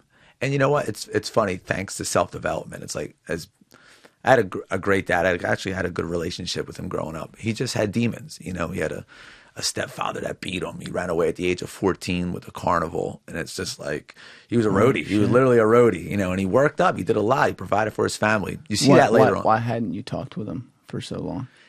Just it just wasn't a good person to be around. He didn't add value to my life. Instead, it was kind of stole the joy a little bit. And I was, what's good to know is Tony Robbins said it in one of his documentaries. It's like, if you're going to blame somebody for the bad that they caused, blame them also for the good that they caused. Like for me, that's good. Like unfortunately, it's like my dad was a yeller. He broke things and stuff like that. It's just like I never raised my voice to my wife. It's like I never I don't drink. I don't do anything like that. My dad was the alcoholic later on in life. And but I was understanding of that. Like, hey, listen, he had a hard life. He did the best he can. Because as you get older, you start to see like, man, the mindset is like crazy. And world's nuts. And as you grow more, it's just like it beats you down a little bit. So I understand where he was and why he was. But at the same time, it's okay that I didn't surround myself with it. So I get the call and I walk into the hospital room. And then when I walk in, I was like, that's not my dad. Like, it was like weird, his long hair. And he's laying there. And I look just like him. And it was crazy for me, Julian. I'm sitting there and I'm looking at him in the bed. He's like passed out. He had wet brain from drinking so much. I don't know if you ever hear of that, wet brain. It's almost like you're a wet noodle. Alcohol is the only thing that you can't cut. You just can't stop cold turkey. Right. You'll actually die. Did you ever hear of that? I think it's alcohol, and I think the other one's like opiates, right? Those are the two you can't go cold turkey. We're definitely missing some, but there are a lot of drugs that you could. It's always nasty, apparently. Yeah. But yeah, alcohol, you can die. Yeah. And so when I went in that room, I saw him and I was like, wow. It was almost like saying earlier to you on this podcast about like you do things to avoid pain or you do things to gain pleasure. I looked at him, it's like, Mark, that's what you could look like at your worst. It was almost like I saw my future if I continue to go down a path of like trying to do this on my own and not having the Wellbutrin. It's just like, or that's your future if you don't stay hardcore on your habits, your personal growth, your positive mindset, constantly keep doing what you should be doing to make your life better. So it was wild. So he was in the hospital. And he had tried to commit suicide via like alcohol with pills or something? Yeah, but supposedly it was kind of a weird ending. I don't quite understand, but he swallowed his necklace. He had a gold necklace on a cross, and it was almost like, I want to be out of here. I don't want to be in here. And they said suicide was the cause of death. Yeah. And his dad, not his stepdad, his real dad, hung himself. Yeah, so it's crazy. Mental health, it is a thing. I remember I was just like, you don't need my wife. Anxiety runs in the family, so some of them are on Zoloft. I was like, you don't need that, just take deep breaths, go for a walk. That's always my belief, and it still is my belief because I think a lot of times people are just like, I'm depressed. Are you working out? No. Are you setting any goals? No. Are you surrounding yourself with good people? No. All right, well, here's medicine. It's like, jump through the hoops first, yes, before you take on the pills. Well, I think the other, and this has been like, it's come up on the side today without us really talking about it, but the other 500-pound elephant in the room here is the phone culture and everything you get access to on that thing. And it's kind of funny because one of the great points you had been making was about talking with someone who needs help and making them pretend that it's their friend or someone close to them and asking how they would solve it. So then what are they forced to do? Go 30,000 feet in the air, look at a different situation, and suddenly they get clarity on their own. And yet, when you think about the phone, it's also a 30,000 foot in the air thing, but it has the opposite effect. And what I mean by that is when you are sitting there scrolling on that fucking thing, you're not watching yourself do it. Like, set up a camera, right? I've left the cameras on here by accident before, where then, I scrolled without planning to do it for like 20 minutes. And then when I put the video up, because I have to put it on my computer because I had another file on it, I'll see that on the raw cut real fast. And you will watch yourself sitting on your phone, and it is, you feel disgusted. Yeah. You're like, look at you. Now, in those cases, like the one I point out, there's no one else in the room or whatever, but it's like, you're not even, like, you might as well not even be in that room. You're in this thing. And so when people are in that thing, though, and they're sitting there and they don't see themselves just looking at this thing, not to say it's all negative. There's a lot of positive on the phone, for sure. It's just like when they're stuck on it and they're scrolling through content. They're just consuming everything. And while they're doing it, they also, in a similar way to, you know, when you're trying to solve someone else's problem, they're looking at other people, and in this case, many cases, other people that they either want to make a judgment about or they wish they could be, or both. And so then they never get in touch with the, well, how let's say for a positive one, someone they want to be like, how does that person get like that? Are they sitting here doing what I'm doing right now all the fucking time? No, they're not. But you don't think like that because you're so stuck in this fake world. So it's like you're trying to come at it from the point of, with helping yourself, there should be like some healthy comparison to other situations that might be positive and say, oh, how can I get like that, right? But in a way, the phone, because it keeps giving you some sort of like entertainment or pleasure, it keeps you from doing that because you're so busy on watching what makes these other people great, or faking being great, which is the worst scenario. It's a weird thing. It's crazy. Yeah. It's crazy how, and they're saying that with COVID, like you're about to see who are the fakes. Because if you were doubling down and really learning and growing through COVID, coming out of this, you'll like coming out of COVID for us with the Growth Dojo, we had a record-breaking year. It was like insane because we doubled down during COVID. Yeah. We learned more, we grew more, we did Zoom, we did videos, we did fundraisers. Like we just really, like you saw that we were the real deal. Whereas a lot of times people through COVID, they were just setting up, you know, ads and just doing things because they knew people were home and they're faking their success and there's really nothing there. You know, I watch, you know, Charlie D'Amelio on TikTok. Yeah, the girls, huge creator. yeah, Yep. Amazing creator, awesome girls. I'm watching their reality show right now.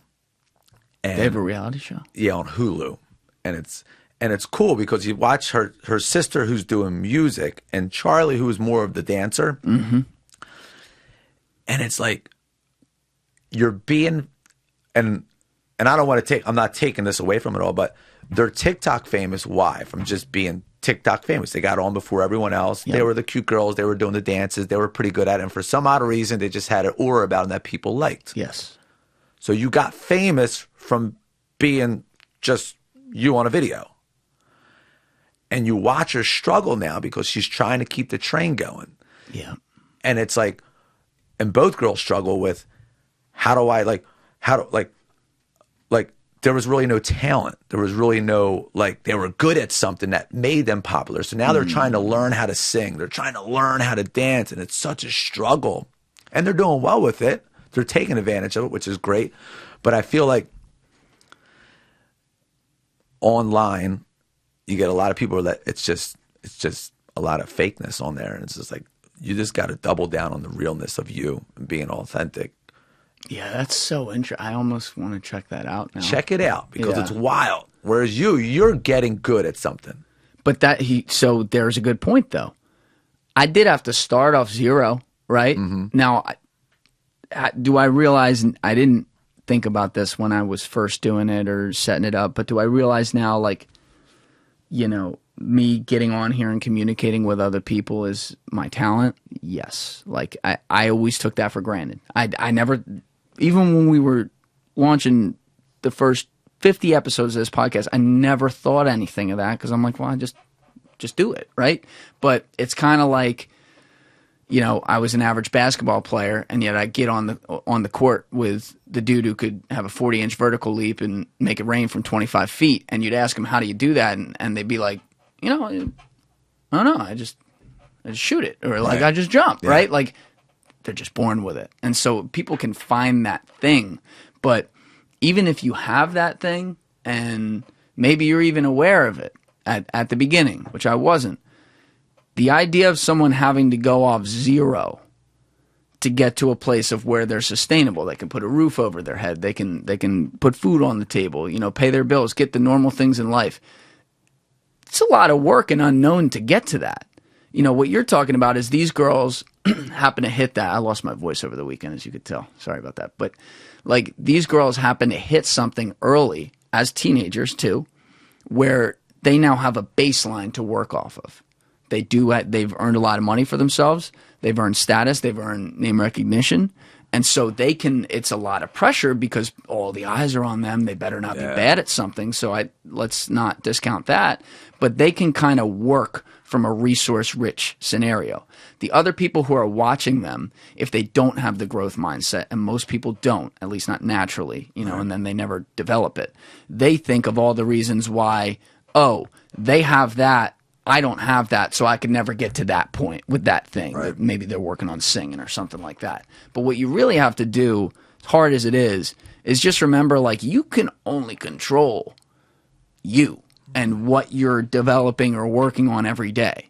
Once that goes out the window, like, the rest is kind of up to what it's going to be. If I sat here day one and said, okay, let's pick out the top 10 podcasts in the world and let's hold ourselves to the standards that they expect of numbers from day one, it's never going to work. Right. It's never going to work.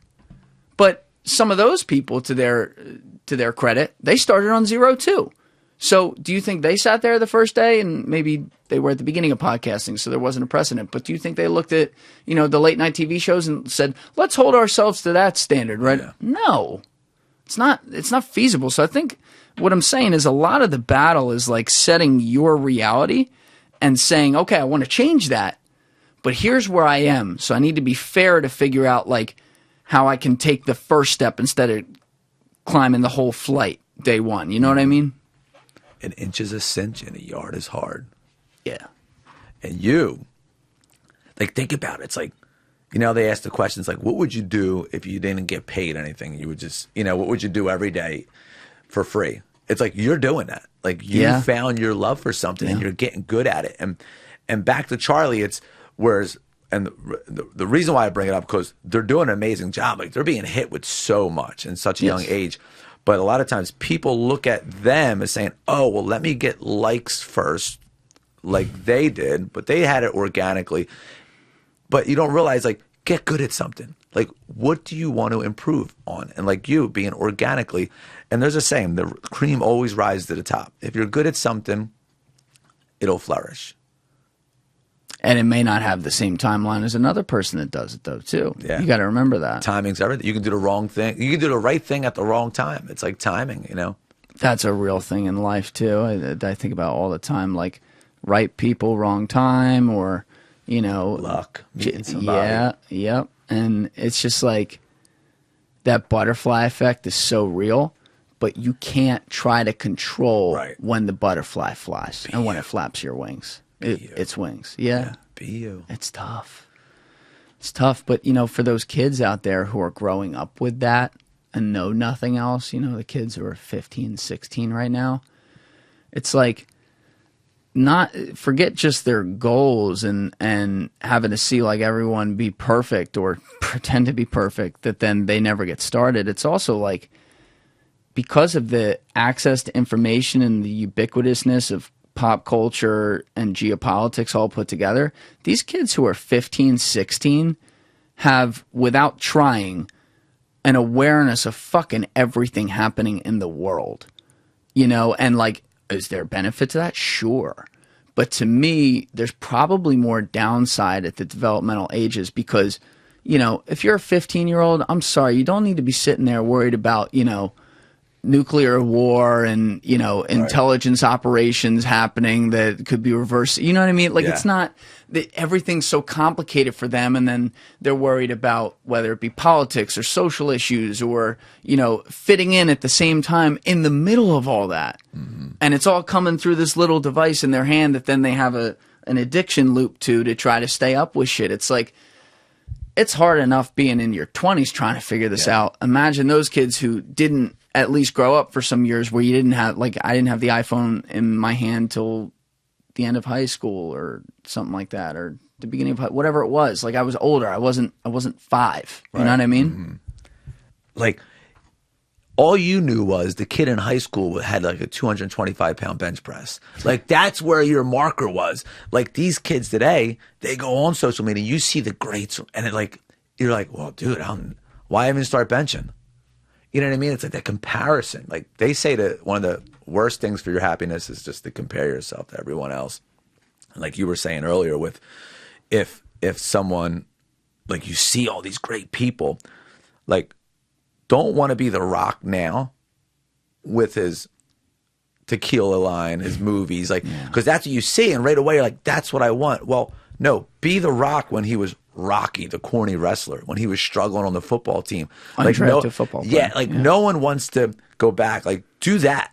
Like, be the Julian when you're one of the top podcasters in the world, right next to Joe Rogan the next couple of years. Be the Julian that was doing it for free. Quit a $1 million job, came home from New York, the coolest place to be at your age, and doing this for nothing. Yes. During one of the toughest times in history with COVID.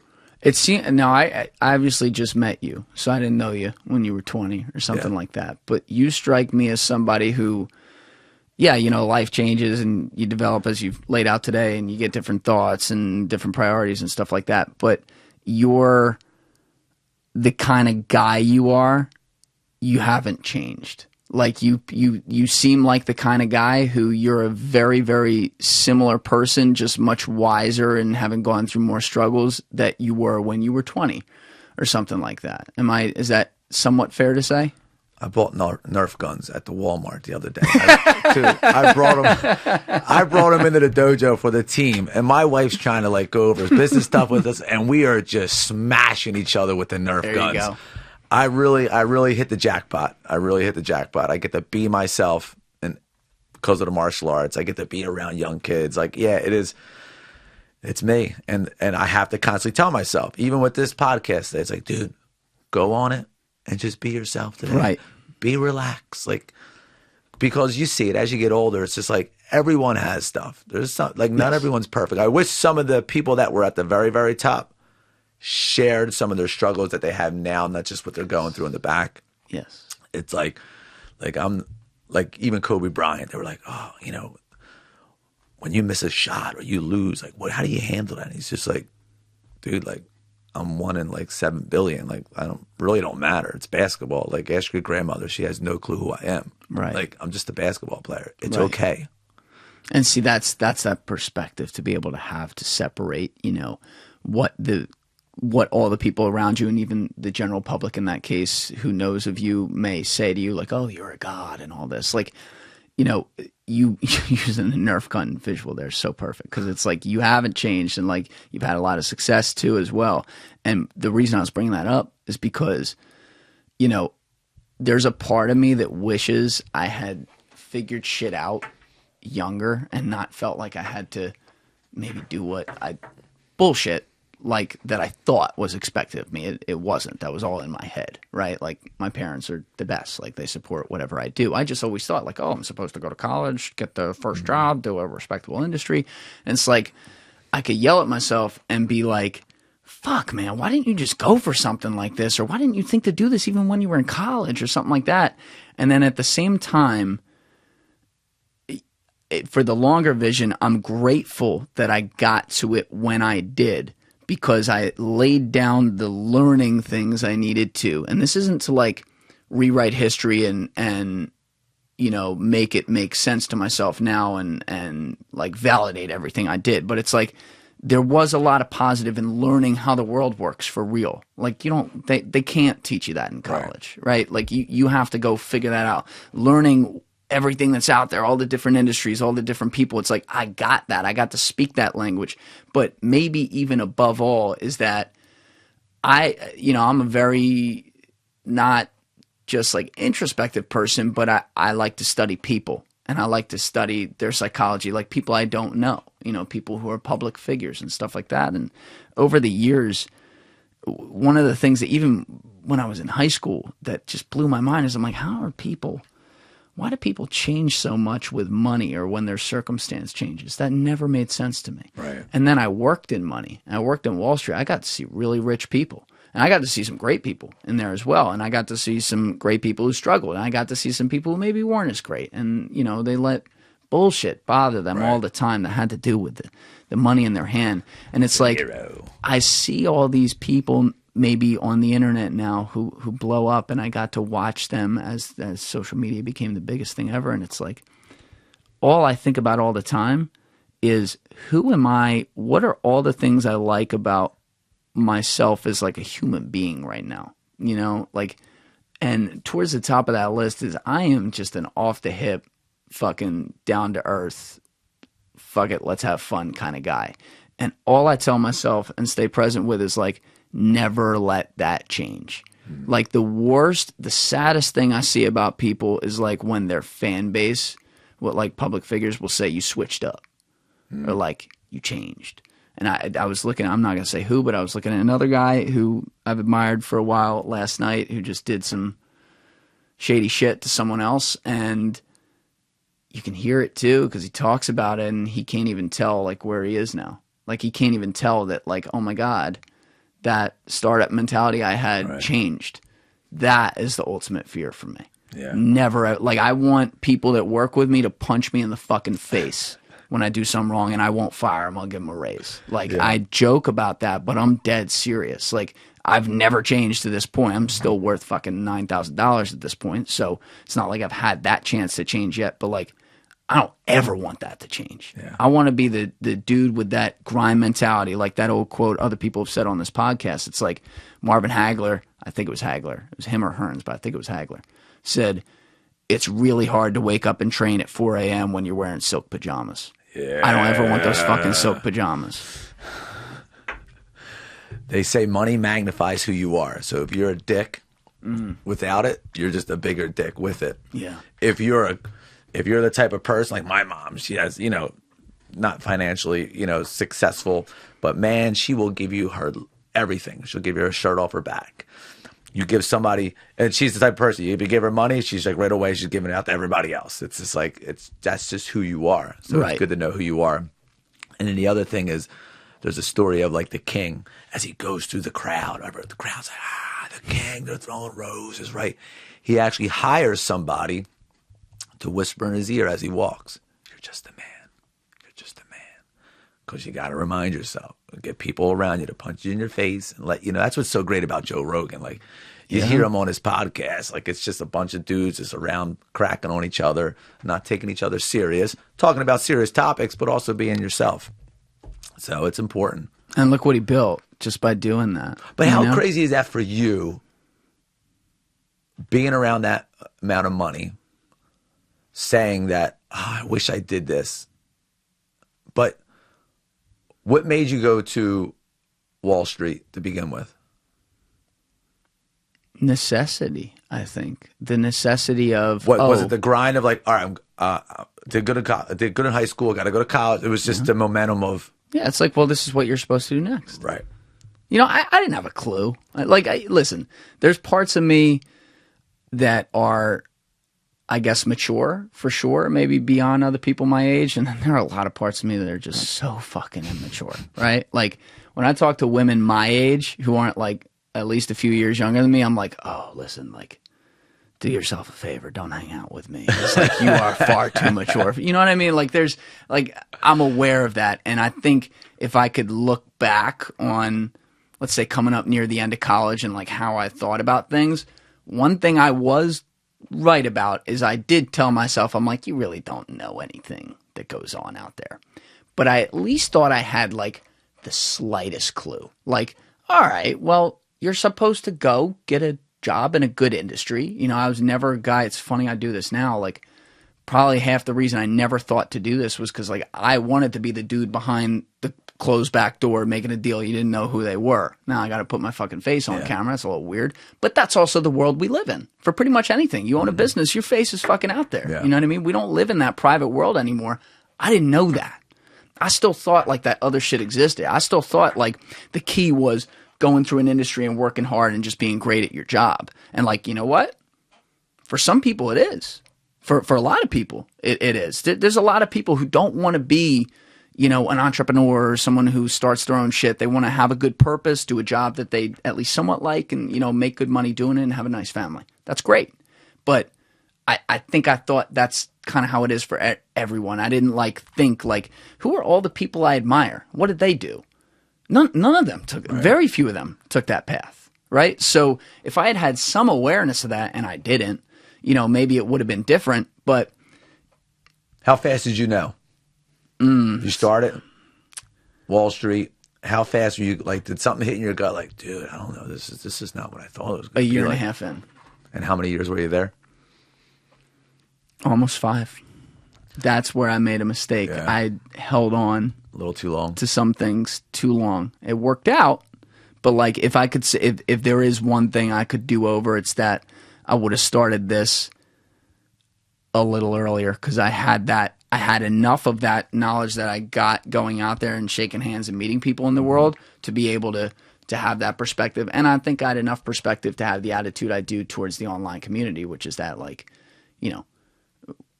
95% of anything you do that's high numbers is going to be all negative commentary. So you just got to like lean into that. Right. And I've been 99.9% great with that. Most creators aren't. And I would not have been great with that if I started this at 22, 23. I would have let it crush me. Yeah. For sure.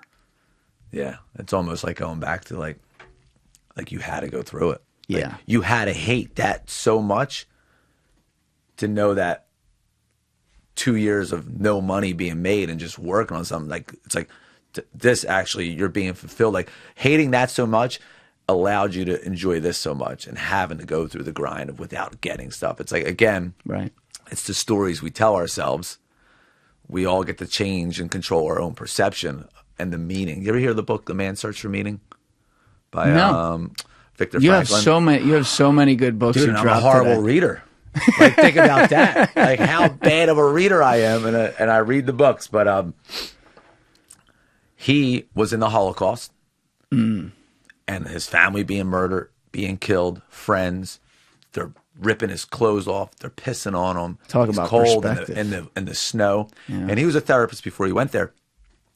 And the book is all about, they can't steal my last freedom, which is my response. Every time there's a stimulus and there's a response. Something happens. Oh, car just cut me off. Response. It's in between the stimulus and the response that you have control over. That's your true freedom. Car cuts me off. Stimulus. Response. You mother effer, right? Honk the horn. Run back up. Road rage. Or, probably in a rush. Something's going on in their life today. Send a little prayer their way. Hope everything goes well for that person. Right. So his thing was like, I'm in this horrific stimulus. My response is, you're not going to steal my last freedom, which is how I view this, the meaning that I put behind this torture. And it's like Tony Robbins says, it's like one of his favorite books. And it's just your ability to understand that whatever you're going through, as horrific as the Holocaust or whatever you're going through right now in your life, you get to control the meaning behind that. Successful martial arts dojo owner because I am the black belt, thankful for the bullies, thankful that my dad wasn't there. The meaning was he wasn't there because it allowed mentors to be in my life. Don Palmucci, John Mariano, my instructor, other instructors. Like, I gravitate towards that. Now, my wife and I, we don't have kids. We chose not to have kids because for me, I'm all in on helping others. And for me, mentors were like dads. And I was like, you know what? I'm just going to be there for every kid out there that was like me that needs awesome. the help. So that's where I kind of get my father fix. But again, controlling the meaning behind it. Doesn't mean it wasn't painful. It means that you want to at least get, you say, okay, it was pain. I don't want it to just be a 100% Eldo. I don't want it to just be, like, I want to at least get something for my time of having to deal with that. And so I take the positive. It's so true. I mean, simple, but it ain't always easy. The problem is if you don't surround yourself with, it's like you got to talk with people that are positive. You got to read positive things, because if not, you're being distracted by all the other stuff. You know how hard it is not to eat carbs and go to a party or not drink. Like, I don't, unfortunately, I don't hang out with people. Like, it's either, if we hang out, we go to Starbucks during the day.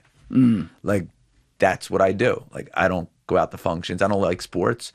So I'm not coming over on a Sunday and drinking with all the guys. It's just what I don't do. It's like, was that like a decision because of your dad's alcoholism? You were just like, oh, I might have that gene. Let's not do it. The lows were getting lower. Yeah. And they were getting longer. It kind of had that breaking point to where my wife, because it's just like, I would still come to the dojo. I got good at faking it, obviously, and I fake it because shit, you got to move on. Like, let's go. It's like, you got to go to work tonight. So no one ever knew I was going through it. But as I went home, my wife, it was just like, she was holding everything afloat. Yeah. People were like, hey, where's Mark? Oh, he's out at a meeting right now. Really, I'm at home on the couch. You know what I mean? So she's trying to do everything. And it was just like, I was like, I got to step up my game. It's I got to improve myself. I got to get better. And you just cut out anything that you could use as a negative influence. That hurts more. Yeah. Not being my best self. It hurts more not being there, you know, for her than to have a beer or to eat a French fry. Yeah. You know what? People get all uptight, including me, with some of the rah-rah, like, oh, tell yourself, read yourself your affirmations and stuff. To me, though, it's very real if you can do things that actually, if you can tell yourself things that actually are real and aren't just in some fucking not reality, right? Yeah. Like I'm going to fly today. Tell yourself that a million times. You're never going to fly. Yeah, you know, okay, you got in an airplane. That doesn't count, right?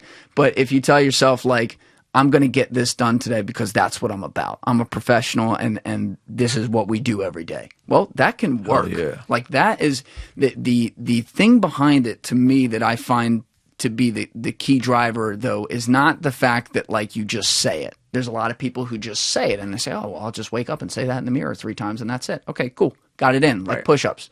No, you have to think about those words as many times as you said them and, like, believe in them. And I say this like, oh, you got it figured out. I don't, right? Like, this is something I actively struggle with. And I'm like, well, wait, when I tell myself these things, I can't, like, there actually has to be meaning behind it. And so, you know, for you, it seems like that those moments, like sitting on the couch at home and having nothing, to where you're then breaking down, okay, well, what are the things? All right, well, I don't like drinking as much. The food I'm eating is shit. And my business is doing well, but I can't enjoy it because my head never feels right because of that. So here's what I'm going to do. I'm going to, you know, when I hang out with people, it'll be a Starbucks or something. When I go to eat, you know what? Fuck it. I'm not eating pasta anymore. I don't need that because the other feeling's worse. Right. And so part of getting that belief through is also remembering what the alternative is. Some people, like, you know, everyone's hating on Russell Wilson right now because he's playing like shit for the first time.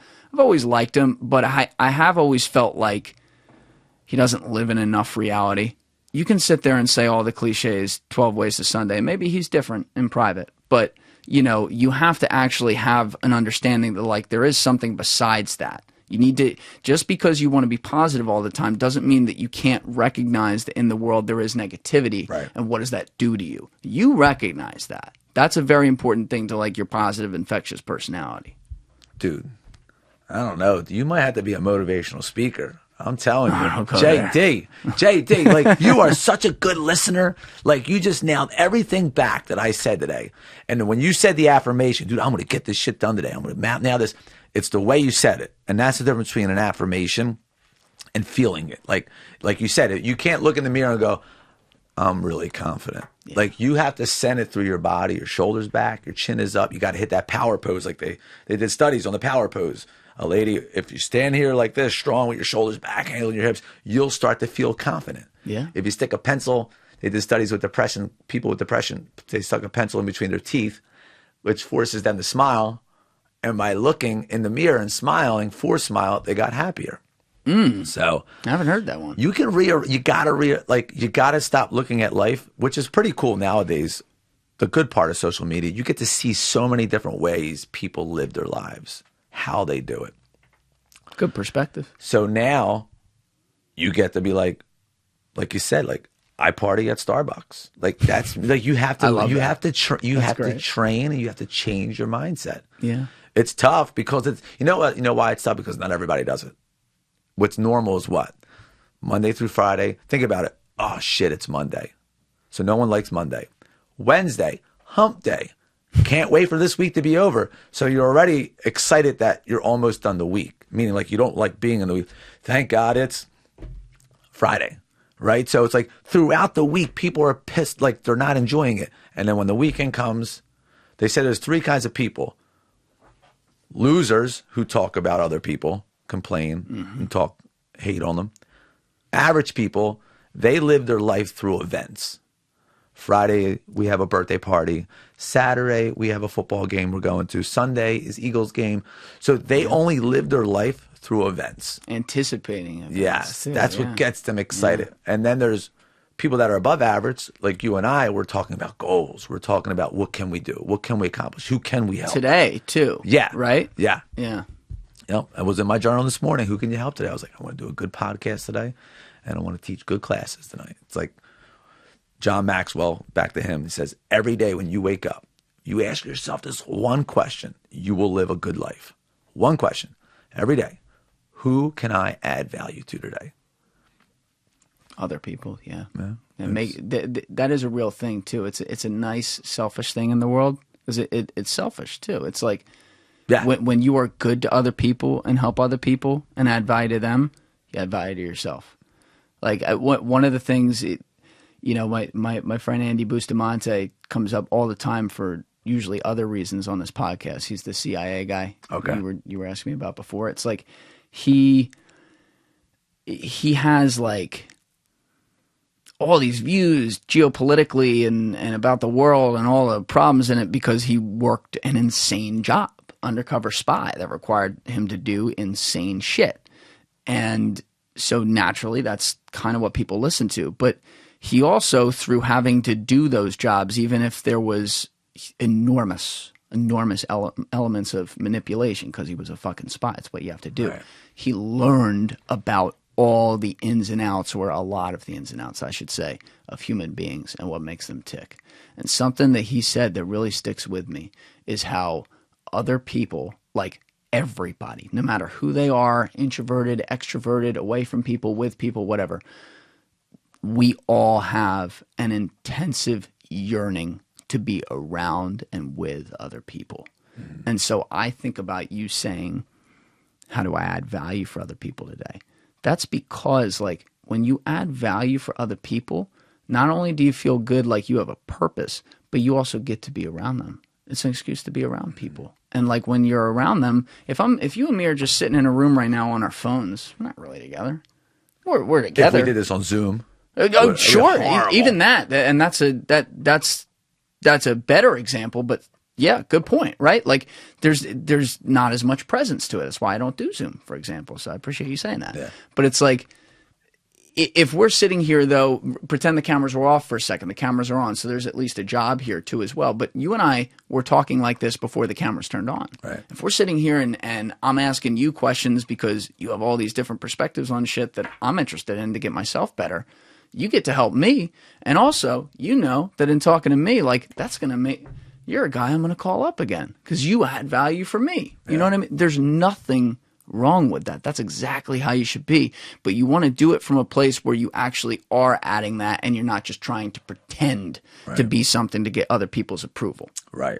People can tell if it's fake. Right. Everyone knows if it's fake. It's being a +1 person. It's like every time you meet somebody or do something, like +1. Like, what's your +1? Did you say, dude, I love your boots? Or I saw you on Facebook. I saw that your kid did this. It's like, leave them with a little something. They're the best kind of relationships. They said in marriage, I forget who the guy was. He did a divorce. He was a divorce attorney. And he said the study was he can almost guarantee a couple would get divorced if it was one positive or two. If it was like, oh man, I can't believe I'm messing this up right now. I know this too. It's like negative. Like you have to have, in a short sense, you have to have 2 positives for every 1 negative. Right.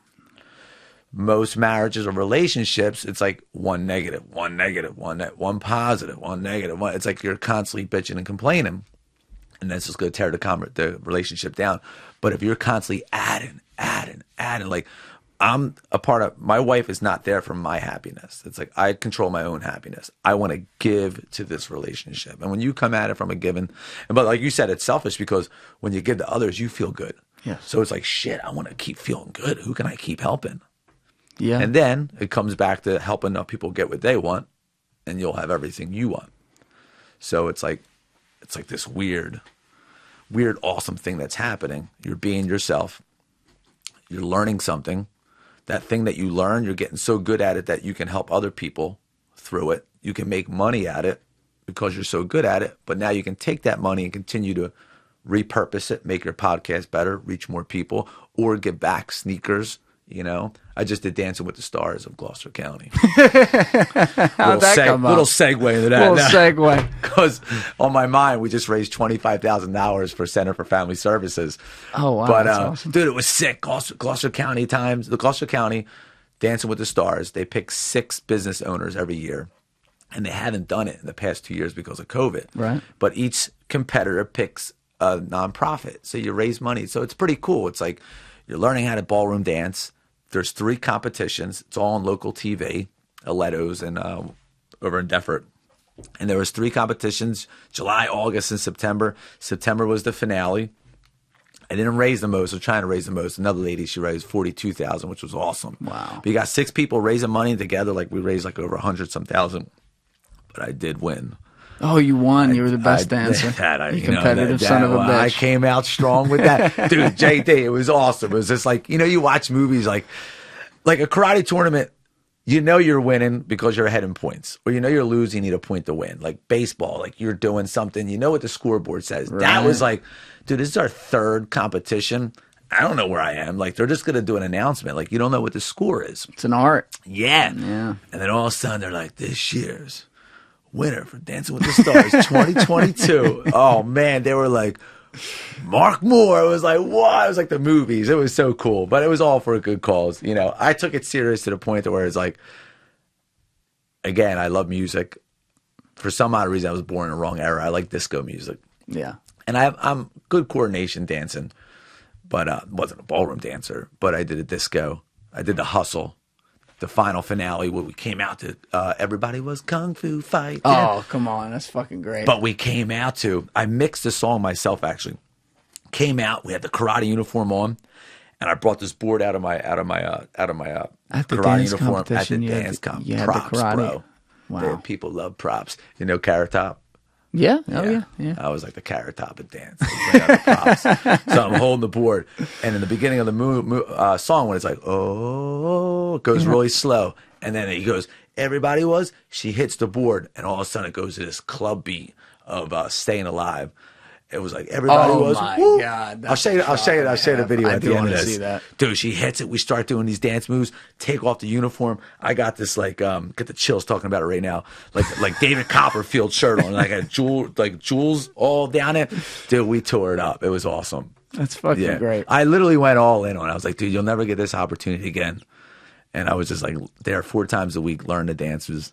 I kept thinking again. Was that just to try a new thing? You wanted to do something that you weren't necessarily comfortable with? They asked me. I knew it was for a good cause. I got to do 3 things. Again, going back to knowing yourself, self-awareness.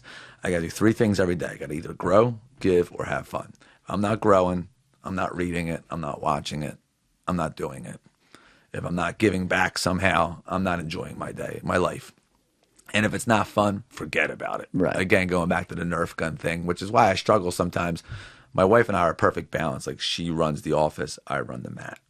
And once I go into the office, it's like, get me out of here. It's like, I don't want to look at a computer. I struggle with that kind of stuff. But as long as I'm doing those 3 things, and this opportunity was all 3. I get to learn dancing, get to have fun, and get to give back. I was all in on it. That's great. And you also, and it's kind of come up throughout what you're talking about today, but you and your wife were high school sweethearts. You've been married for a long time, obviously, because of that. Because you were kids when you were together. And, you guys run a business together. Seems like you have a great marriage and everything. And what you were saying way at the beginning of that with, the divorce attorney saying, if it's one positive for a negative, it's a bad sign. If the ratio is worse, it's a catastrophe. Yeah. Whereas, the people who are trying to give to it, and maybe they, there's always a negative somewhere, shit comes up. It's life. But they're averaging 2 for 1 or better, because they're committed. It's the thing that I don't want to get lost in that is that involves intensive communication too. It's not just ooh, let me go do a good deed for her today. Yeah. You know what I mean? It's not that simple. You have to know well, what does she respond to, and why does she need something? What's going on right now in life might not have to do with me that is leading to that. Okay, well, let's get to that. Let's figure out do we got to reset things? Your wife with you when you were on the couch and morose, she's talking with you and lifting you up and saying okay, well, you have a successful business, we have a good marriage, you know, but you're feeling this way. So why is that? You know, is it the part of life you got to? Is some of it some genetic wiring? Is it you need a kick in the ass? Like, what is it? And that leads to you having, like, what I would amount to from what you've described today, 4 or 5 different discoveries over like a 4 or 5 year period that then have got you to this point where it's like, I feel fucking great, man. Yeah. You know, like that does start with your wife there. It goes back to choosing your heart. It's hard to have a great marriage. Yeah. Right? It's also, but it's that hard that you put the effort into, the rewards that you get from it. So, yeah, 25 years since 17. It's amazing, man. And it's crazy because I had the hoopty car my buddies used to pick up and put on the curb. It was like a 4-cylinder Ford Escort with a different colored door. Here she comes coming from the attorney family. Like, her parents took her to the car show to get her first car. And it's like, I was just like, what the hell? Mine was $500, you know? And it was just, and now I joke because I bust her parents' chops. In the beginning, obviously, I was like the non-Jew in the family. And it's just like, they were like, I don't know about this. You know, he's not going to go to college. He's not Jewish. You know, whoa, what's going to happen? It's now they like me more than they like her. But also, I bust her chops. I'm like, hey, you know, it's cool. You know, I took your daughter's diploma and I put it up on the office. It's cute that she got that. Now she works for me. They laugh, but quickly I catch myself. I work for her. She's the real boss. But again, we got to bless. Got our own house. We own the building there, and we got a shore house, and it's crazy just teaching martial arts. Where are you down the shore? Margate. Nice, and, good spot. And just to be able to. It's funny. It's like I got everything. I got more than I ever thought I would have, which is kind of a blessing and a curse because it's kind of like, whoa, now what? But again, I know it's cliche and I know it's silly, but just enjoy what you do. If I didn't have all these things, I'd still be like, cause she'll be like, you know, you better start cleaning up the house and bringing your clothes upstairs. And I always joke with her. And the Italian mom, I don't know if your mom did everything for you, does everything for you. No, but like little things, if I'm being an asshole, she'll yell at me while she does it and then tell me to do it the next time. And I usually do. Like, she always would tell me, it drove me nuts, but she would always tell me all the things I don't do, which would then make me think I didn't do anything, so then I always do a lot. Yeah. And that's probably part of why I have the work ethic I do, so I guess it worked. Good. Yeah, so I joke with her. I was like, listen, if you don't bring my clothes up, I'm going to call my mom up. She'll come over here and she'll do it. So we have a really good relationship. You know, it's honest communication, like you were saying. Yeah. Got to let her know, hey, listen, I'm not feeling my best right now. Let me do my thing. So it's a little thing, but that's a big deal to be able to have someone that you have that, there's that understanding both ways too. Mm-hmm. You know what I mean? But listen, man, I've really, really enjoyed this. I told you before we did this, I haven't done a podcast with someone just kind of talking about mentality and going through like discipline and stuff like that. And it's an important topic to me, but also to a lot of people out there. You know, people listen to podcasts, hopefully also to like figure out ways to be introspective about themselves too. And I get to sit here and listen, I get to do it live, right? It's the best thing ever. But I really, really appreciate you coming in and sharing your experiences with me and everybody else. Dude, you are the man. You're an incredible listener. You said everything back. I felt really comfortable here. I appreciate it. Well, that's good opportunity. That's the best thing I could ever hear when people say that. You're the man, JD. Thanks, dog. I appreciate you, all right? Yes, sir. Everybody else, you know what it is. Give it a thought. Get back to me. Peace.